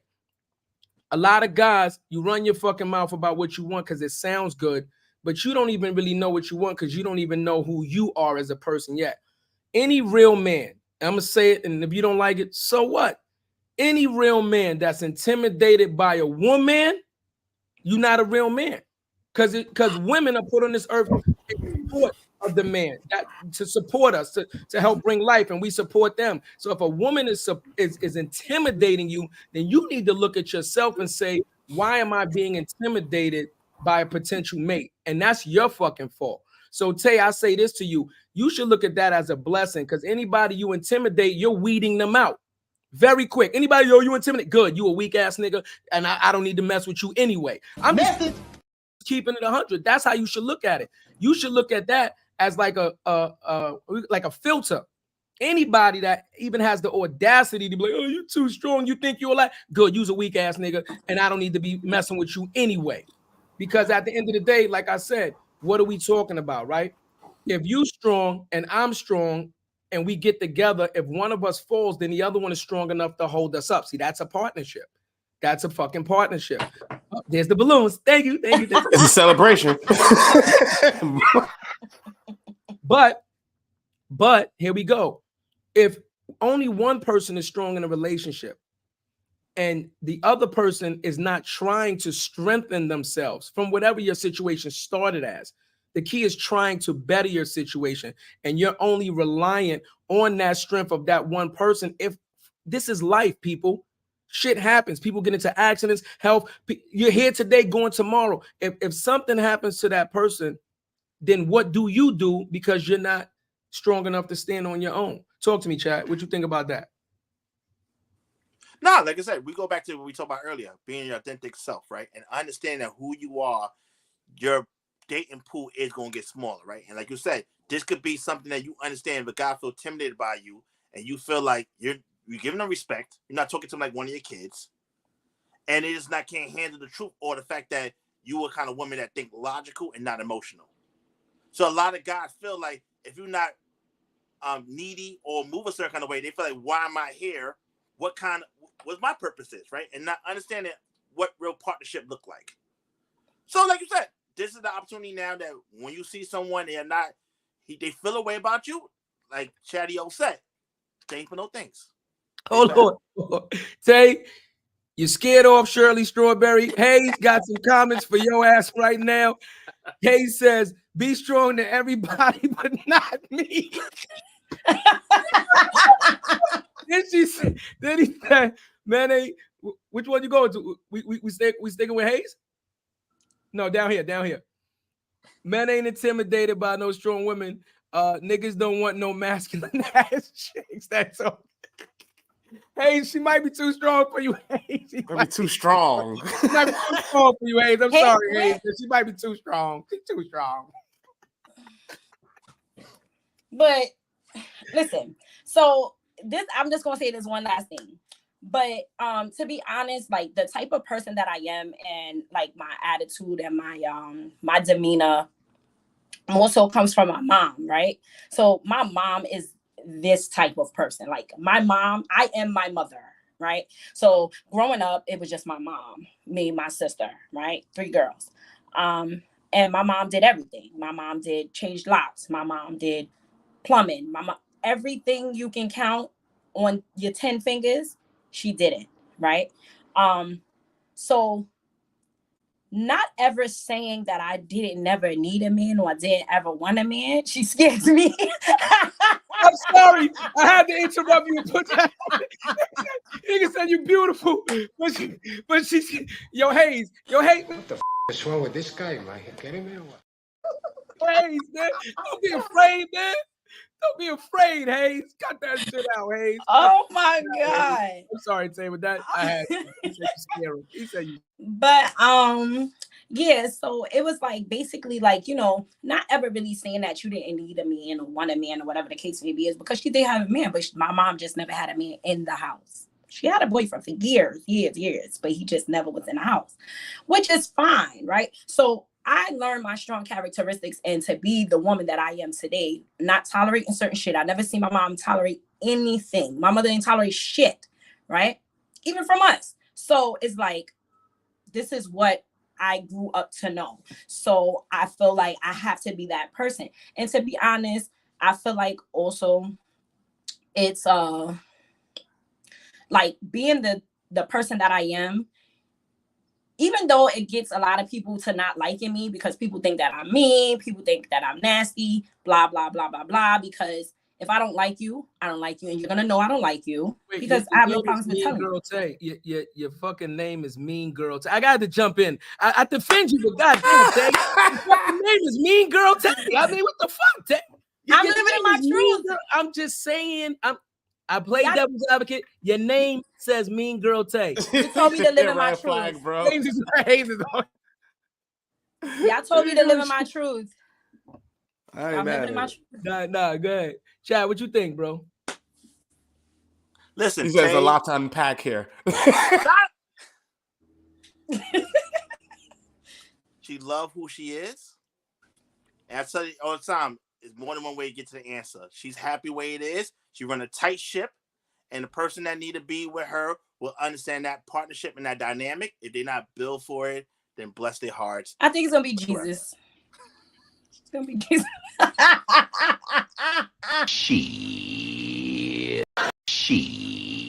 double okay? cheer. The Lord. The Lord. I'm sorry. Hold on. Let me say this to you, Tay. Let me ask you this question. Sure. Everybody has different goals relationship wise in life, right? I know we talking real, right? I know, you was a fiance and all that, you know what I'm saying? So I'm gonna assume that one of your goals is to eventually, be married, because you spoke about the dynamic of what you wanted your family to be when you first had your children by the first man that you were dealing with. So the end goal for you is to be someone's missus, right? Someone's companion, lifelong companion. Okay. So with that being said, right? When you're meeting these people, and I understand, everybody is who they are, right? But how much are you willing to truly change? And I'm not talking about change to like be under somebody, but if you meet somebody, right, that says, hey, I want to be with you, let's work on some things, right? How much are you really truly open to saying, listen, because when you've been hurt a lot, those walls go up. You understand what I'm talking about? And that trust is hard to give out to somebody. You understand what I'm saying? Because we've all been hurt so much, right? How open are you to truly meeting somebody, right? And letting those walls come down and saying, listen, I know I've been hurt before. I know I've been in the eye of the storm, but I'm willing to try again. If you feel like it's worth it. How open are you to that? I tell you before you answer, your face said the show enough. Nigga, please. That's what it said. Your face, I wish I had the clip up. I was trying to get it, but I couldn't get it in time. We need the show enough, bro. I'm gonna get it. I'm gonna get it. So to that, Chad, I didn't get the ring because I was cute.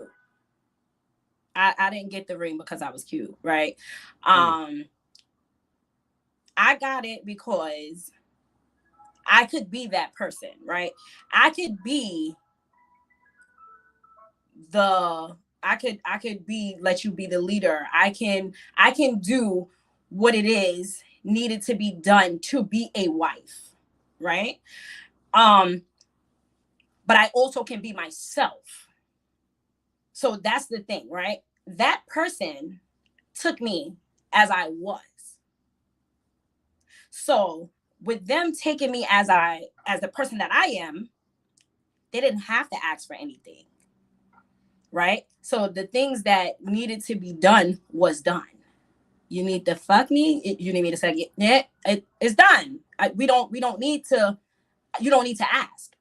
You know why? Because you're believing in me enough more than anybody in this whole world have to even put me in a position to ask me to even be that person for you. So we never really had issues, and we also didn't break up because of anything crazy. So that's the thing, right? This is a mutual thing. It's just whatever. But I got it because I really am that bitch, right? You know how they wear different hats? I'm really that bitch. So when it comes to that, I can be that person for you. But the thing is who wants to argue and fight with somebody or to deal with somebody to allow me to be myself, right? If you can't let me be myself from jump, you don't deserve that version of me. I feel like you don't deserve that version of me if I cannot be myself right now in this moment. Message. About it earlier, Chad. What you think about this though? It always go back to the honesty and the authenticity and self-awareness. It goes back to the foundation. It go back to the foundation, and like you said, when I said earlier, when it comes to men, if you're a man of your word, you will get a soft facade of a woman. So with her is one thing, like there's a wall here, clearly, but it's worth it for them if they're able to do the work and be honest and be authentic, and she could trust him that he say he's gonna do something, he's gonna do something. She will have that other gear that she has. She's not a one-trick pony, so to speak. I get it. I see it. So, bro, but you speak to a lot of women and men about relationships. What is the reoccurring theme that you hear that's affecting relationships right now? What is the one thing that people come back to you that's always the one thing you know they're going to ask you? What's that? Well, it's about when it comes to dating, it's discernment, right? Okay. When to now let it go, or when is something there to work on. So a lot of times the struggle, like, I kind of like this person, but I don't know if she's her. I don't know if he's him. Like, but once again, it's about as sooner or later you have to make a second decision. But a lot of people are scared of the blessed or scared of the unknown. If I break up with this person, who else gonna want me? And a lot of times we have to be honest with ourselves where I like this person, I care about this person, I love this person. I just love me more. And I understand we're just not compatible and aligned of what we're trying to go to. So yeah, a lot of people struggle with that because they're scared of loneliness. And as a woman, society, right? Gotta get married by a certain age. If you want kids, your body's telling you it's time, right? So a lot of things come into play. And this is why when it comes to dating, even I tell women all the time, you may have to be more proactive to be able to find someone that more aligned with you. You know, like a lot of people stay home and just think the Amazon truck going to come and build a Bay 3000. Like, no, like you're going to have to come outside and touch grass and date like-minded individuals to be a better fit. But yeah, a lot of times people struggle with come dating is actually that discernment. When I feel like there's something there with that person, or I had to let it go. I wanna chime in on that. I agree with you. I think a big issue for men and women is time vested.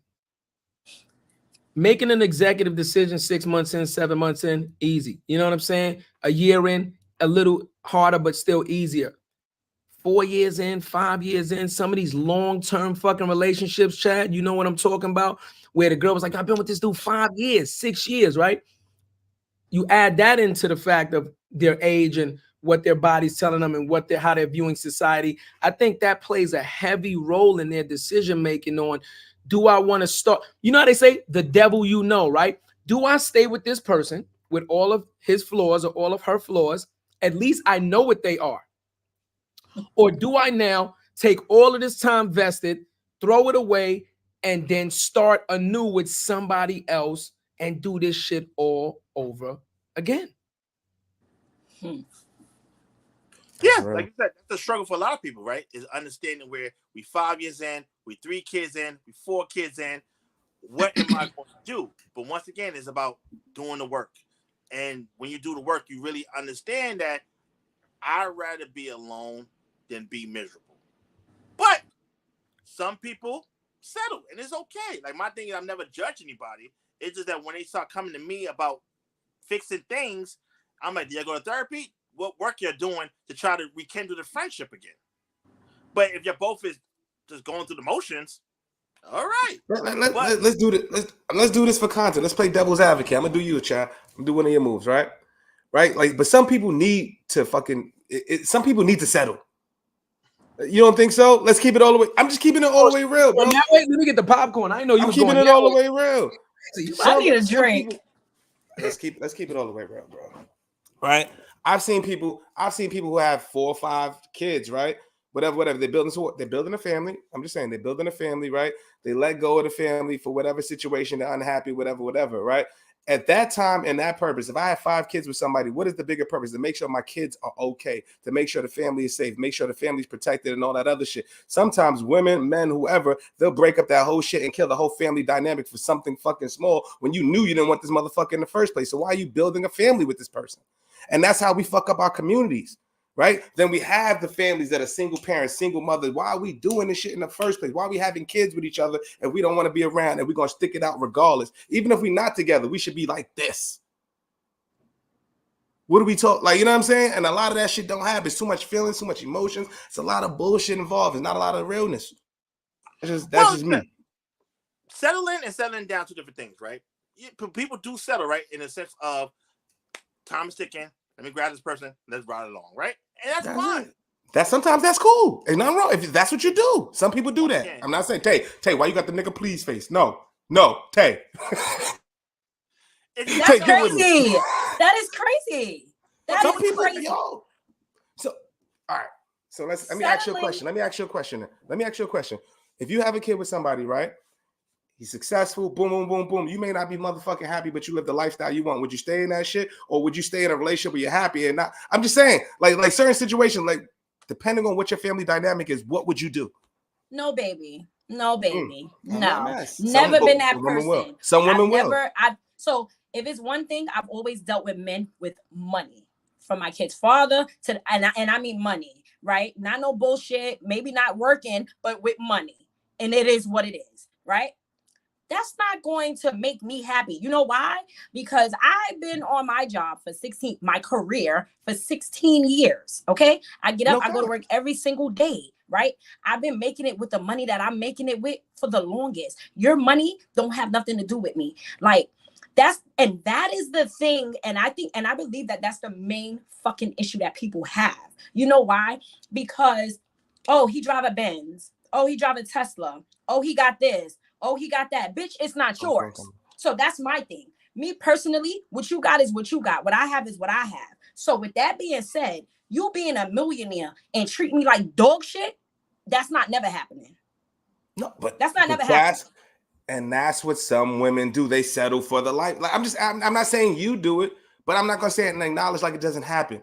Hell no. No. Like it doesn't happen. Chad, it don't happen. No, I'm an innocent bystander. I'm just sitting back. I'm enjoying this. I'm just saying. If we're gonna keep it real, let's keep it real. If we're gonna talk about it, I'm loving the conversation. Let's get to it. Let's get to the shit. No, I'm just telling you, man. Like, you know, listen, man. I love people. And got the nigga, please. He about to go off. I love people. Chad's ready to log off. I love people, but I hate fucking human beings at the same time. Like it's like a double-edged sword. Like I love us, but I hate us at the same fucking time, because too many of us, man, the disingenuous shit is killing us. And that's what Chad talked about. And me and you, it's just killing us, bro. I'm just being honest with you, right? It's just killing us. You understand what I'm saying? I can understand what Tay said. You understand? Listen, she dealt with guys of a certain caliber and this and this and that.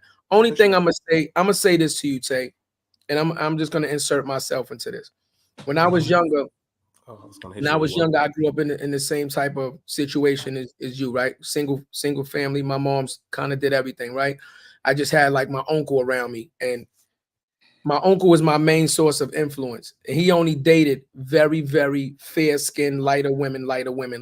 So before I even understood what my preferences was, I emulated what I seen him do. So when I started to like girls and stuff, I only liked light-skinned women. And I didn't even know the difference between white and light skin. I just was like if I seen you and we were younger, I'm like, hey, Tay, and walk away because you too dark at that time. I'm just telling you what it is. We're talking about because what you said was your mother did this and you learned that. That's called learned behavior. That's called subconscious programming. So it's no different what I learned than what you learned. It's no different. It's subconscious programming, learned behavior, you emulating what you seen, okay? Without them saying, do this, do that, this way. What I'm saying is very early on, I realized that wasn't the way I wanted to move, because I started to date and I'm like, yeah, you cute and all, but you ain't got everything else I'm looking for. You understand? So once I moved past that, I sat down and I said to myself, what kind of woman do I ultimately want to end up with? Once I did that checklist, I didn't go out and look for her. I took that checklist and I started working on myself. And I said, before I can ask this from anybody else, I have to become this myself. Message. So if I wanted a woman with a great body, then I started working out religiously to make sure that my body always looked a certain sort of way.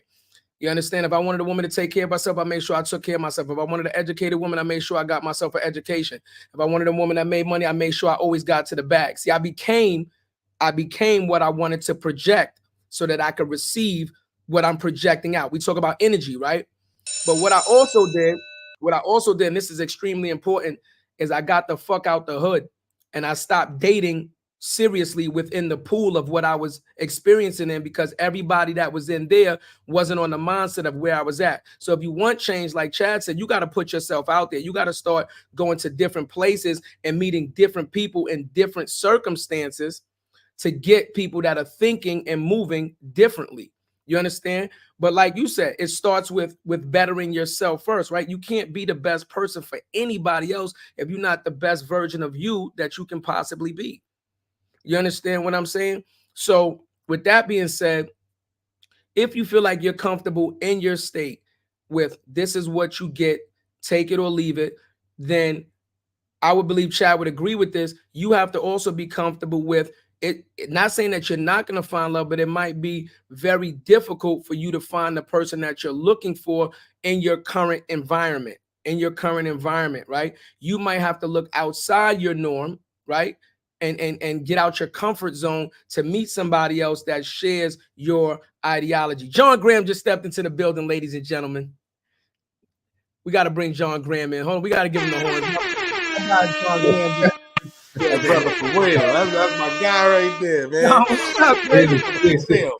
I love it. Y'all say my name like it's Will Smith. It's just first name. I can't just give one name. It's hilarious. I love it. Peace, y'all. Peace. Sorry, man. This is a phenomenal conversation. And brother Scott, I've got to connect with you, man.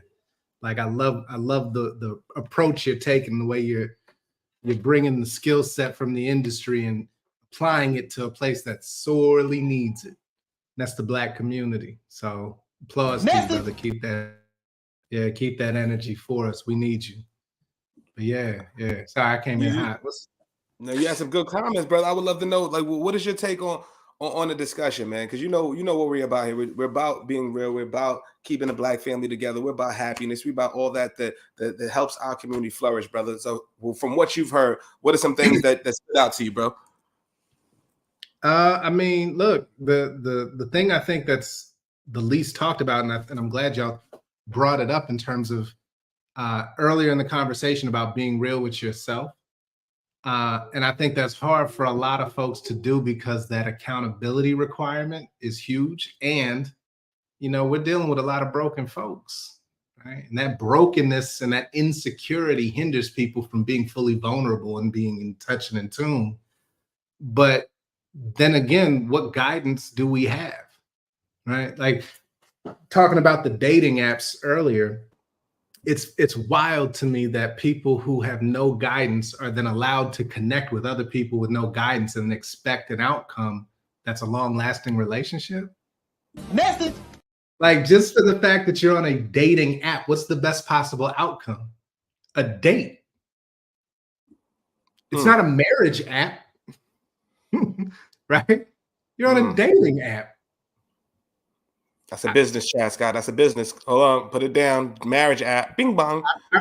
Wait, hold on. I already told you I need to follow up with Chad. I try to connect the dots. John, Mr. Brother Graham. I got you. So yeah, there's a lot to unpack there, man. But the stats don't sit in our favor at all. I mean, we're the least married of any racial demographic in this country at 29% marital rate versus like 46 for Hispanics, 51 for white, 62 for Asian. Like we're at the bottom of the barrel on marriage, and marriage is the foundation to any community. So if you want to solve community issues, it's not economics first, it's marriage. It's the foundation, it's the core foundation to any successful community. Message. These other communities know that. Because even from that standpoint, right? Yeah.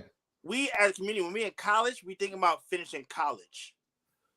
The white counterparts, they're looking for their husband while they're in school during their college stage. So we looking at just our grades. They're looking for the person that they will build with and they will go buy the house with, right? So in our mindset, we don't see it because a lot of single parent households, we don't understand that unit and understand two-family income, understanding how to really, like you said, the economics. For me, our relationship is I love, but I love it when it makes sense.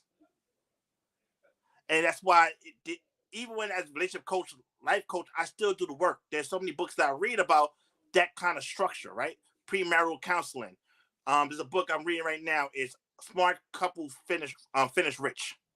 Like you have to find understanding why the unity works. But if we try to play who better, who's not, I do this, we just having these stupid conversations that make no sense. We have to understand how do we align with what we're looking for. We want to buy a house. This is how you need to do it together. This is how you want to raise the kids. And understand what it's not for us. But we like somebody, or the sex is amazing, or we have history. We trying to, twin flame, or whatever kind of catchphrase you want to use. Y'all not compatible. It ain't there. But like you said, once you get years in it, it's kind of hard.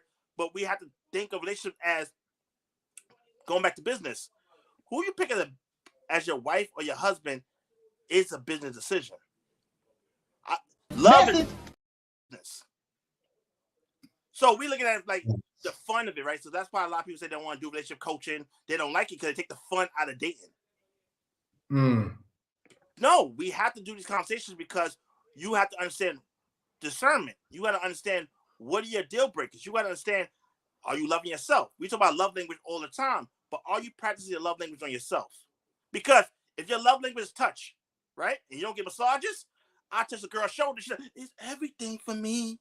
Like, we have to pour into ourselves so that we don't get caught up in somebody doing bare minimum. Damn!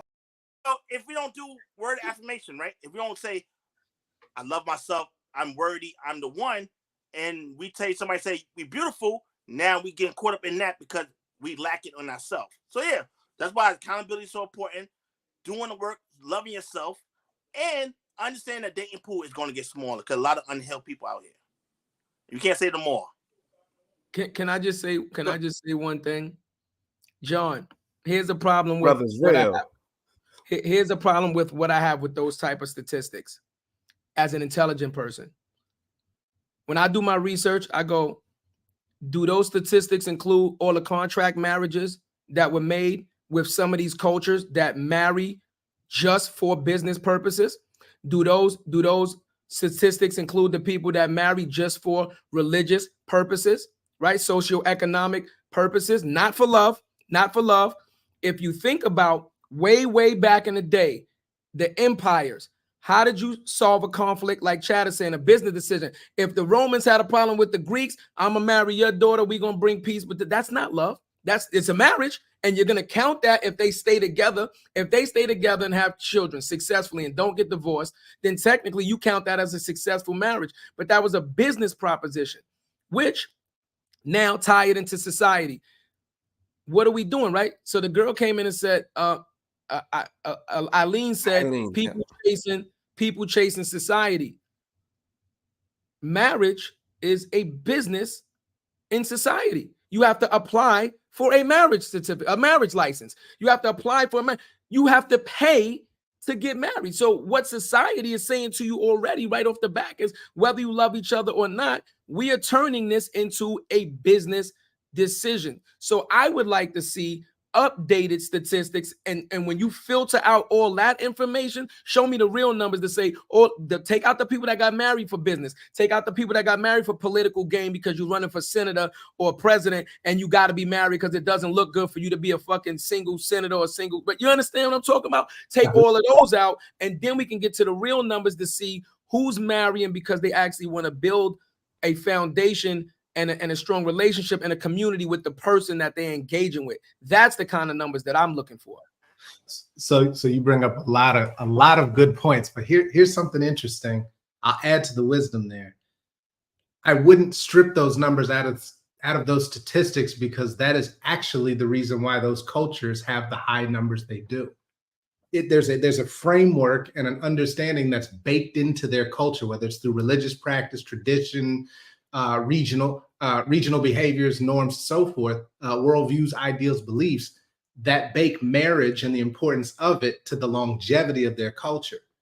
We don't have the benefit of an uninterrupted culture, right?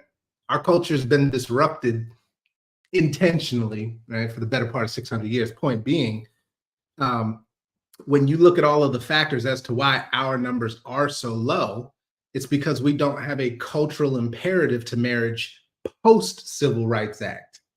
Pre-Civil Rights Act, we were 89% marital rate, the highest in the country of any racial demographic.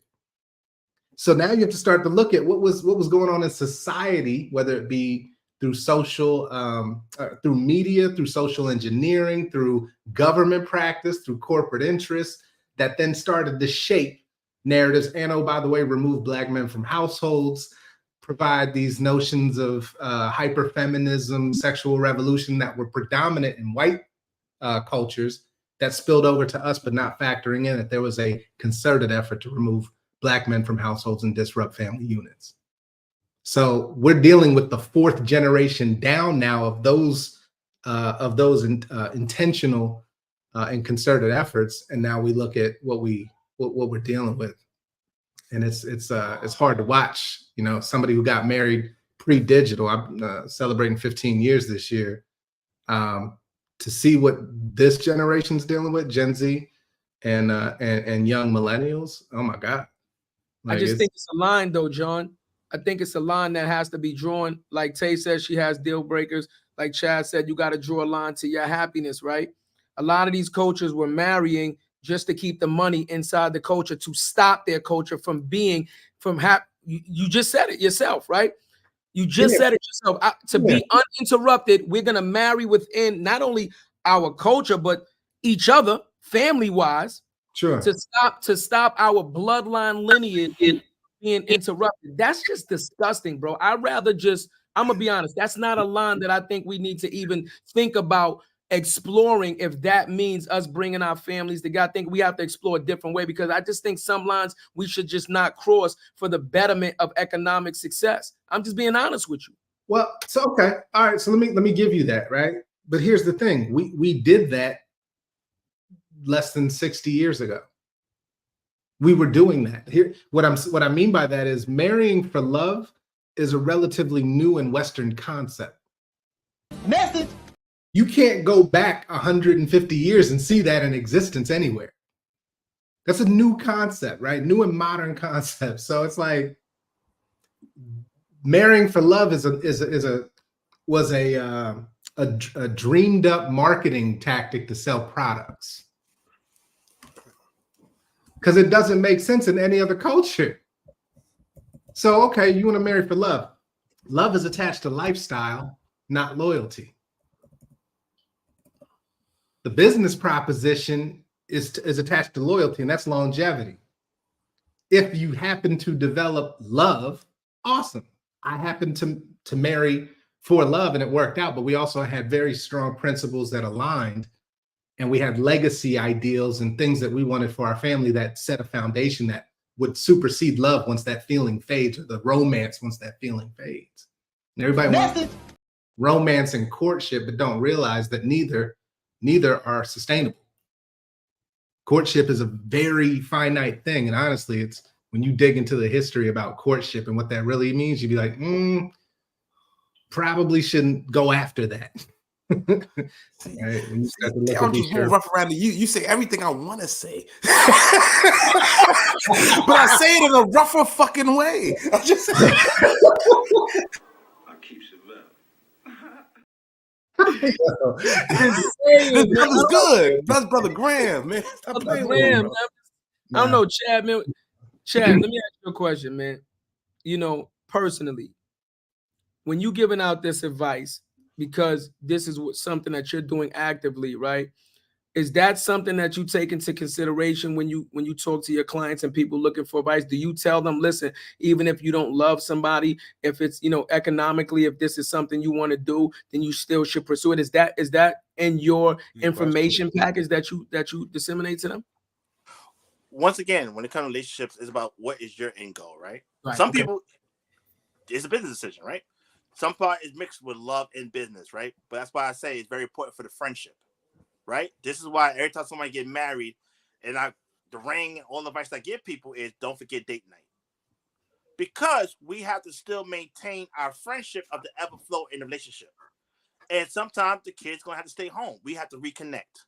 And people don't understand when it comes to dating and marriage, where when you add kids into it, it changes the dynamic.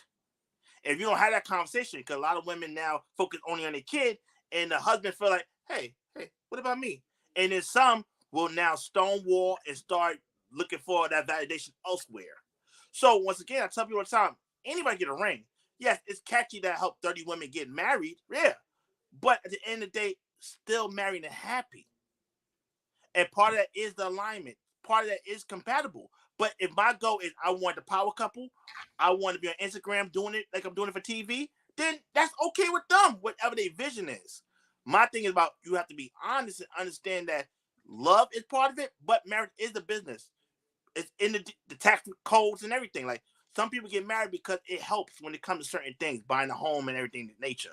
So we can't sit here and be like, nah, we want to do it for love. We had the luxury. And we see why all the other people doing it. We just started getting into life insurance.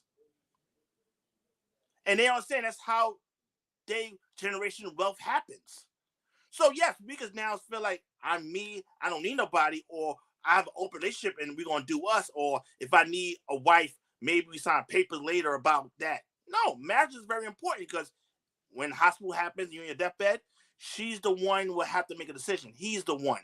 So yes, we could say this is fun and games, but who you pick as your partner dictate your livelihood. Message. So yeah, it is serious. Relationship and dating is serious, but my end goal when it comes to marriage, it is going to be, this is your business partner. So business is going to be a part of it, no matter how much we love each other. But see, then I feel like that's lopsided. Jarrett, chime in on this. What do we always talk about? 99% of the time, men date for beauty, women date for economic stability. Then that's not fucking fair. How is that ever gonna be balanced, Chad? If we're talking business partner and men, especially a lot of successful men that already get to the bag, that already got the bag, you can't buy them nothing, you can't do nothing for them. They want the youngest, hottest thing smoking. They not dating her for where is that? Once again, it's about what you're looking for, right? So if I already got the money and I feel like I just want eye candy, then that's what they want and that's their dynamics. But if a relationship is what it is, right? So yes, I can have the money and I want a baddie, but that means I had to deal with the baddie problems. If we're not aligned, if we not have the character. So so right now, quick story. There was a woman, right? She was excited that she dated a six-figure man. First six-figure man she ever had. She a single mom. She was like, he's him. Right? And I'm like, all right, cool. Let's date. But she was trying to audition for his love so much because you're a six-figure man. Because he fixed that box. Right? She wanted the quote-unquote soft life that women talk about so much. To the point that she was doing things to show him it's not about the money. I got this. And I explained to her, cool, you can have these boxes checked. 6 foot, 6 figures, cool, have those boxes. But you got to understand the other box. He gives you anxiety. So you want that trophy of a 6 foot, 6 figure man, but at the end of the day, that one don't even like you. Message. So now, why not? Because you're scared now because the unknown, because this is the first 6 figure man, you got to understand that person's character. Is he generous? Is he trustworthy? So you get caught up in the bag if you want to, and what happens when he loses his job? This is why we got to be honest about the character of the person, and this is why we got to have the conversation and listen. Because men and women telling themselves when you really listen to them. You see the red flags, and people want to save them or build a bait. I could fix them like that character Joe in that TV show. No. We have to really understand when we come to dating and vetting, it's important who we choose and why we choose it. If we choose it for eye candy or we choose it because the bag, that will fade. And now you move a type of way when things don't go as well. So I would say, yes, cool. Have the list of preferences you may like, but also don't forget that person's character. You could trust that person because when you marry that person, things get real. There's so many divorces going on right now where they got fight with the house and all. Yeah, like because you got caught up in the pageantry. You got caught up in the wedding and not understanding the marriage. So when I help people get a ring, cool. But now the real work begins. You gotta listen to him. You learn something. This guy's going off. This guy. This guy's good. This guy's good. This guy. Like I said before, people don't want to rock the boat. Fuck that boat. We're gonna have to be honest about what we're looking for and how we flow in these relationships. And I know that I buzz killer because you want love, you like that person, but we have to be honest about why this person here. And if we honest with it, if it's for the money or because she's cute, then if you like it, I love it. But I feel like when it comes to economics, when it comes to the black family homes, I love seeing marriages. And I think for me, I seen it with my grandparents. Right? Absolutely. And I understand that's old school love. But I saw the way they loved. And for me, seeing that, I know what it is when it hits right. When you really align with that person, you're compatible with each other. You like, that's what the R&B songs in the 90s was about. So for me, it's like the frustration of dating. But we have to now be honest with, we have to do the work, accountability, discernment, and we really gotta be careful about who we pick and why. But a lot of people scared of that because of the pool, or I really like him. Can I keep him? No, y'all not compatible. But I understand. I don't listen. It's plenty of times where even me coaching, people would disappear from me because it's not fun anymore. You got to do the work, and I also understand, like Danos, you gonna leave, touch the stove, see if it's hot, and you gonna come back. And I'm not the type of person, I told you so. I'll be like, did you learn the lesson? Because it's ever flow. You gotta give grace when it comes to dating and going back to the circle, or feel like Chad telling me something I don't like, let me go away. I understand. I don't take it personal. But I also understand when it's time, but also understand when you really fall in love with yourself, you really do the work, your dating pool is going to change. And that person you have for 5-10 years may not be him or her. And it's scary. And I get it scary. So that's why I understand grace. I understand, like, hey, no, I thought I wanted this. I'm happy here. I'm good. I'm just debating how real should I get right now. Hold on. Let me play devil's advocate. Nigga, you the host of the show. You know me. Spit your truth. Come on. We talk about authenticity. No way. You game talk your shit. Listen, if you need to, I could. Oh shit. You know what I'm saying? Thank you, bro. I needed that. I can give you the organs. We talk about this often, and I think a big thing you hit on it a lot, Chad, bro, is the realistic expectations. Me as a young black man, when I was coming up, bro, like especially me being 20 years old, and I'll give you the context. I was in the streets. I was fucking working at BBQs, the Pan Quotidian, Starbucks, doing all these things. Guess what? Still had great integrity. Still was a great father. Still was doing all those things. Still was building on the family, helping out in the community. Wasn't fucking selling drugs. Wasn't doing none of that shit, right? I was doing my thing. I was a good man. Guess what? The woman that I might have wanted at that moment to help me, I would have never been able to get. Regardless of that, I wouldn't have been able to get. I'm smooth. I'm a sniper. I can get a joint. But am I going to be able to get the wifey that I want? In that particular moment, I wasn't able to. Straight up and down. And when me climbing up the ladder and seeing everything I had to fucking go through and persevere through the corporate ladder, through work, the trauma and all that shit that I had to get to become a 6-figure man, the person like Chadeo said that I wanted to become, then I looked at my relationship and said, damn, I'm a great dad. I'm a great father. I'm doing all these things. I'm a protector, provider. I'm doing this. But what do I get in return? Then I started to look at the business proposition. What am I actually getting in return? I'm not getting more than most. I'm doing what 5% of black men in my position is fucking doing, but I'm not getting the extra benefit. And then I had to look at myself, what I was doing, right?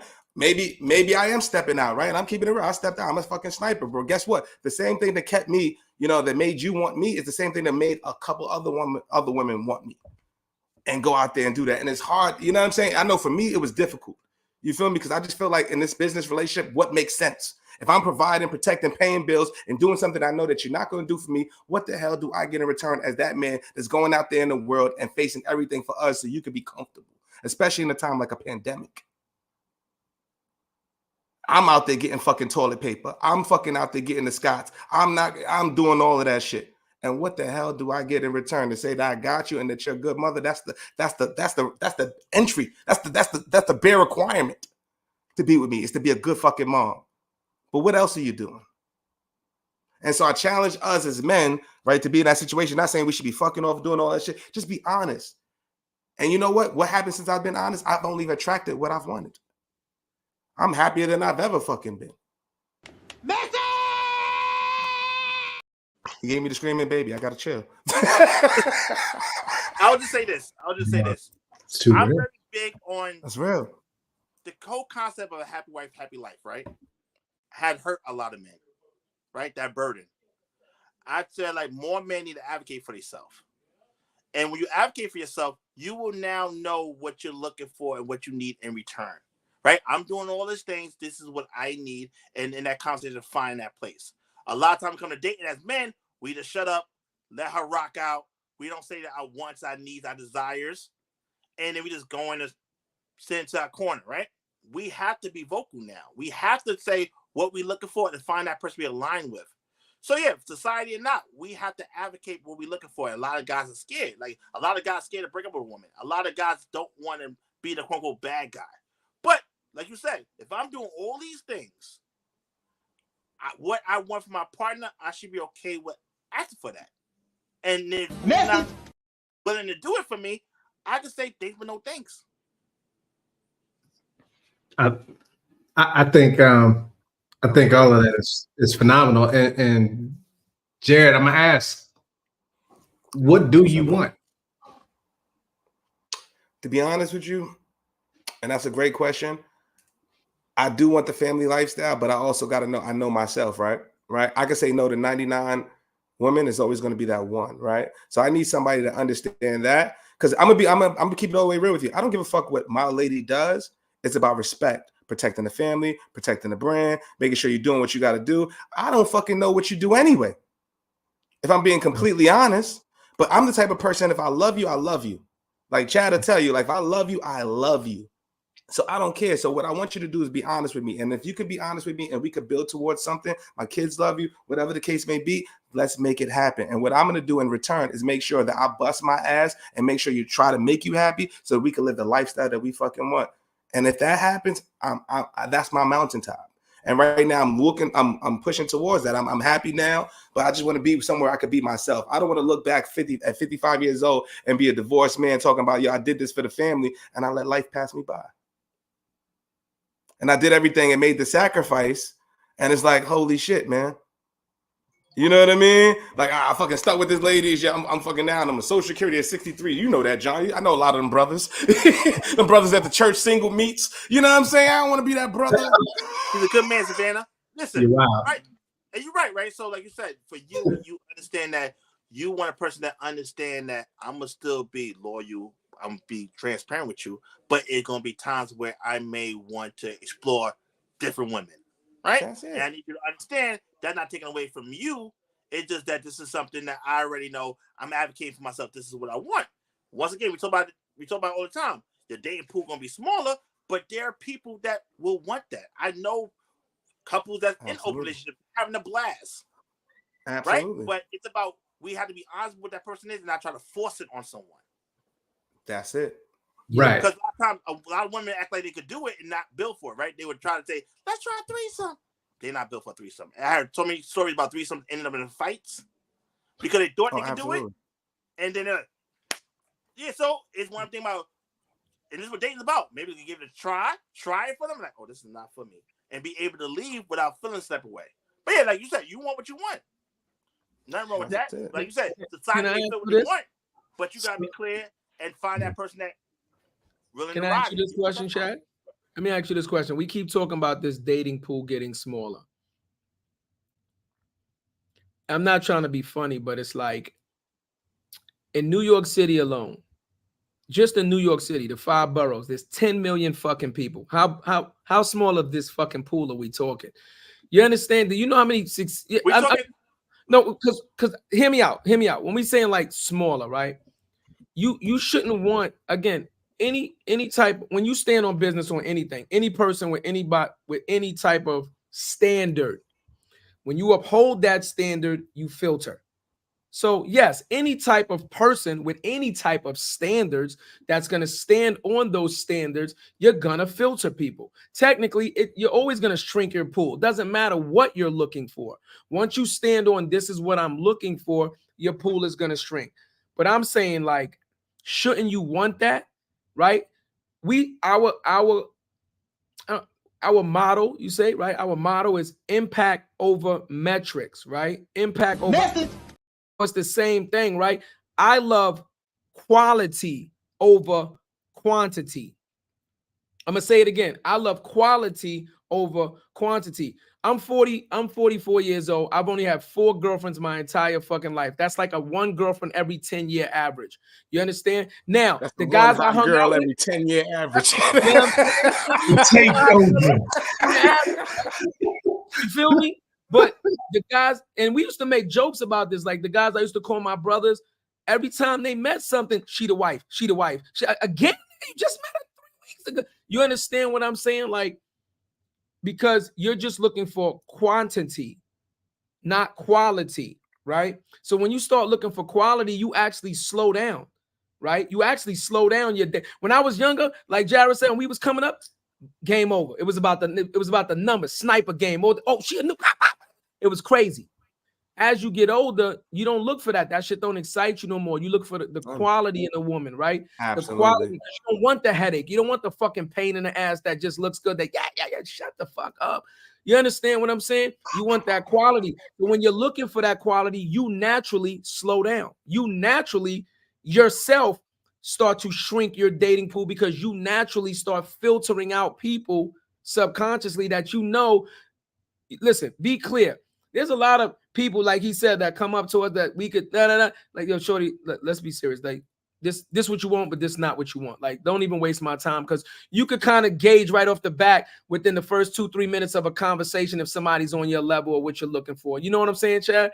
So I don't want to keep using this like dating pool is getting smaller thing as like a hindrance. You know what I'm saying? Like, the reason why we talk about the dating pool getting smaller is to understand that when you do the work, and like you said, when you do the work and really stand on business, it's going to get smaller. So not on some darting, you got to grab somebody, is let you know it's okay that you be selective. It's okay. Like I tell you all the time, think about what I do, right? Relationship coaching, helping people get married, right? So a lot of women like the idea of me, but I know they can't handle the day-to-day operations. I understand that women that with me, they see me with so many women all the time. I can't be with someone that's intimidated by that. Message. I can't date someone that I know will be jealous. I can't date a woman that also don't understand she's going to have to share me. So that means my pool is going to get smaller. But I am okay. I'm still living my life. That's what I'm saying. You still live your life. And that piece will be an enhancement.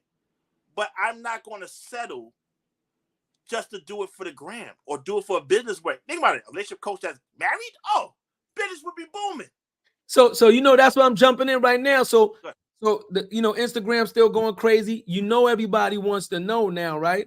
Because they say if you know better, you do better, right? So you're the coach. You giving everybody the source on how to get married, what to look for, what not to look for. Why is Chad Scott himself, with all this information, who has helped 30 people get married, why is Chad Scott not married? Wait. Before you answer that, brother, just know that every great coach doesn't also have to be the star athlete. Just go ahead. Go ahead and take it. Message. Once again, it's simple, right? The same thing I tell people to do, I live my raps, right? So I don't tell people to do anything that I don't do, right? So the vetting, the understanding that I'm very clear, and it's a gift and a curse, right? The fact that I know so much, I can see the red flags is louder for me. I can't ignore it. I'm going to talk about the elephant in the room. For example, with this girl, right? We was on the phone, and I mentioned a comment like, I said, I can marry somebody like you. She was shocked. She was like, what? Me? Oh, my God. I'm talking about, listen, you understand life. You entrepreneur. You get life. I can see myself dating someone like you, right? But then I told her, I said, but I also understand you like light-skinned men. I'm not light-skinned. Right? So, once again. Wait, Chad. She Shamar Moored you? No, I'm telling her that, right? But she got defensive. She's like, no, Chad, I think dark-skinned men. I said, hey, listen, you don't post your men, but every time you see an elbow, a kneecap, your daughter, it's always been a light-skinned dude. So it's okay. She's trying to fight me. Hate it. we end up still going on a date, right? But in my mind, I realized, and once again, even when I was talking to her and dating her, trying to see can we go on a date, I'm having real honest conversation about what her vision is for her future. And in my mind, I'm trying to see how will we align? How would this work, right? Come to find out we went on a date, show her the time of life, she had a blast, right? But in my mind, I already knew we're going to be better off as friends, right? Fast forward, she debuted her boyfriend. He was light-skinned. Hell no. No. So for me, I'm like, I really understand honesty. Like, I understand that's your preference. I'm not gonna fight it. I'm not gonna force it. So even when I was at a event the other day, a girl said I'm walking red flag because I'm a man that know about accountability. I know how to vet, so I don't give women grace. No, I understand what I'm looking for, and I understand that a lot of women like the idea of me, but day-to-day operations, not there. So this is why I'm single. But I love love, and once again, when people are like, why are you single? I'm like, look at my track record, though. 30 women getting married, right? And even that, people that start loving themselves, that even if they don't have a partner, they living their best life. And that's the goal, right? Want to be happy. That's it. That's the goal. That's it. I think we all can agree.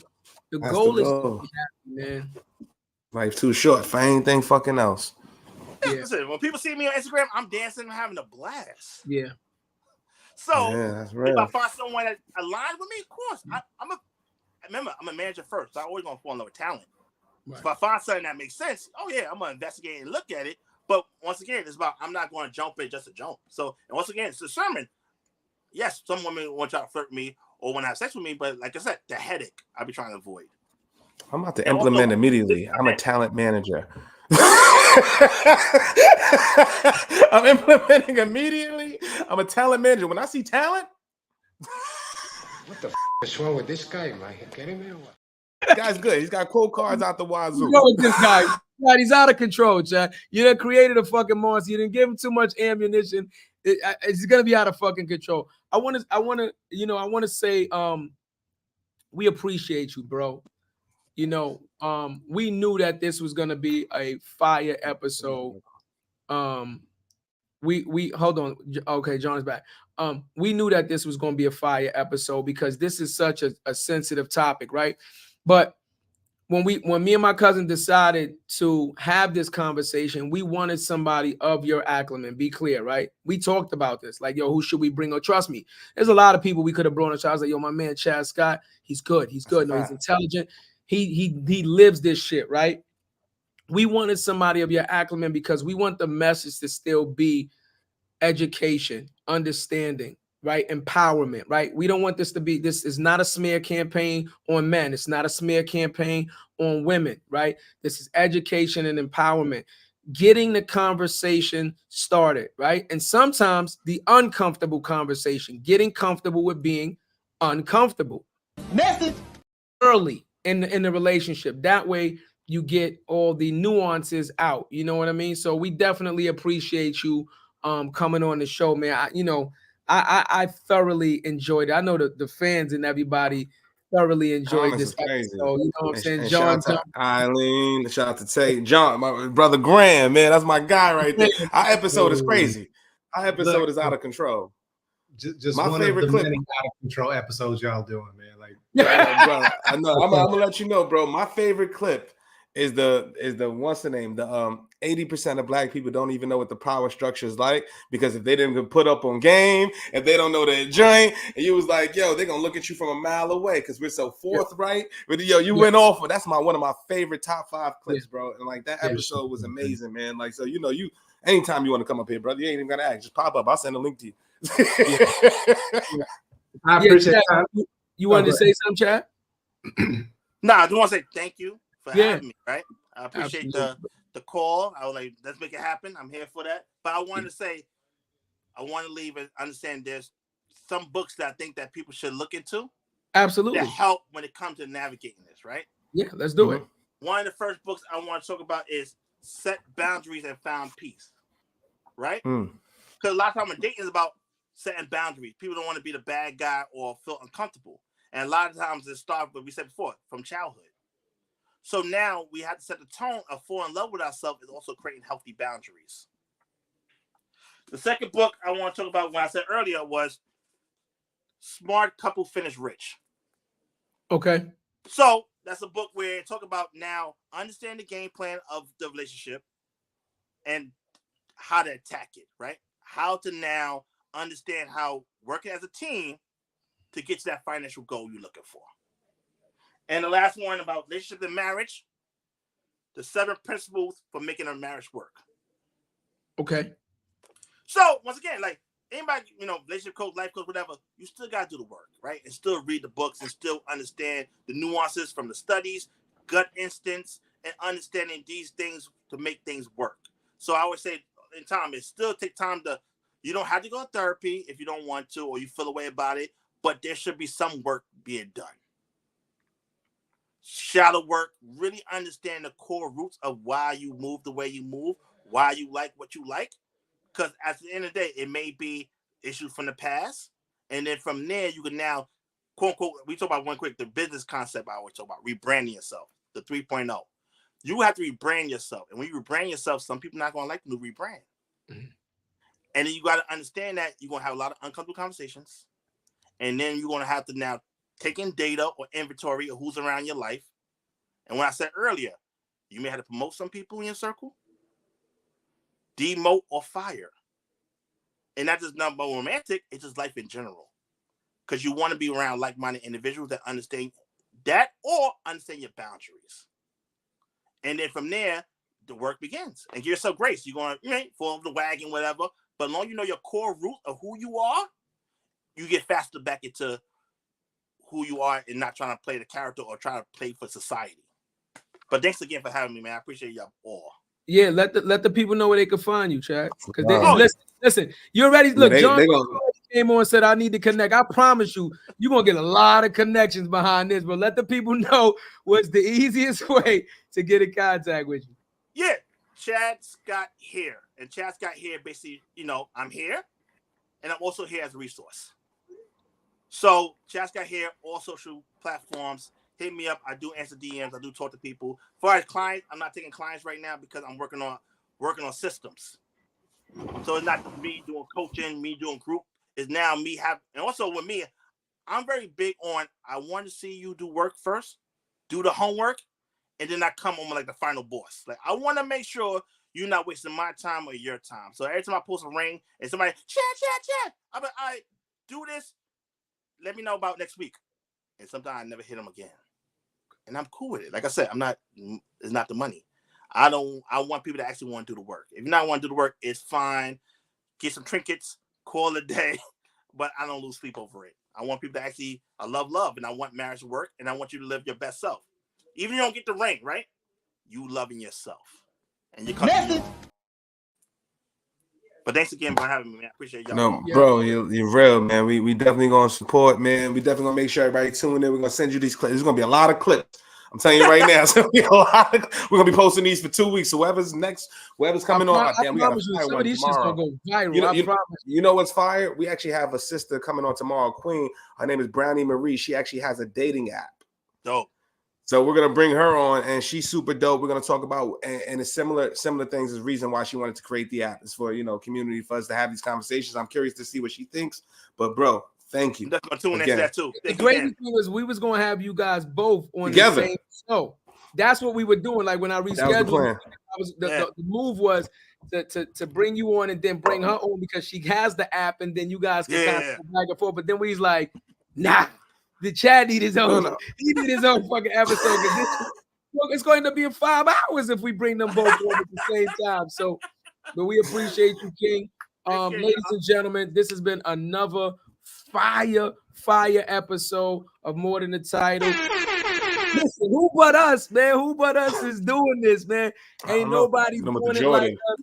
But once again, it's all possible for the love and the support. Like I said, I reached out to Chad. and Chad replied immediately. We rescheduled, but he was always responsive. Again, that's called support, right? He's never been on the show before, but he was willing to come on and allowing us to let him share his story and know that we was going to cultivate it in a way that wasn't derogatory against his business and things of that nature. See, that's trust right there, right? And that's what we talking about, man. We working for the culture, man. And that's what we going to continue to do, man. You know? I love this shit, man. You know what I'm saying? With that being said, we out here tomorrow, 12 noon. So if you're on a lunch rush, you already know. We see you tomorrow, Brownie Marie, and we back at it more than the title, baby. We see y'all. What you know about me? Seen it all, heard it all. Oh, what you know about me? I've done it all, just wanted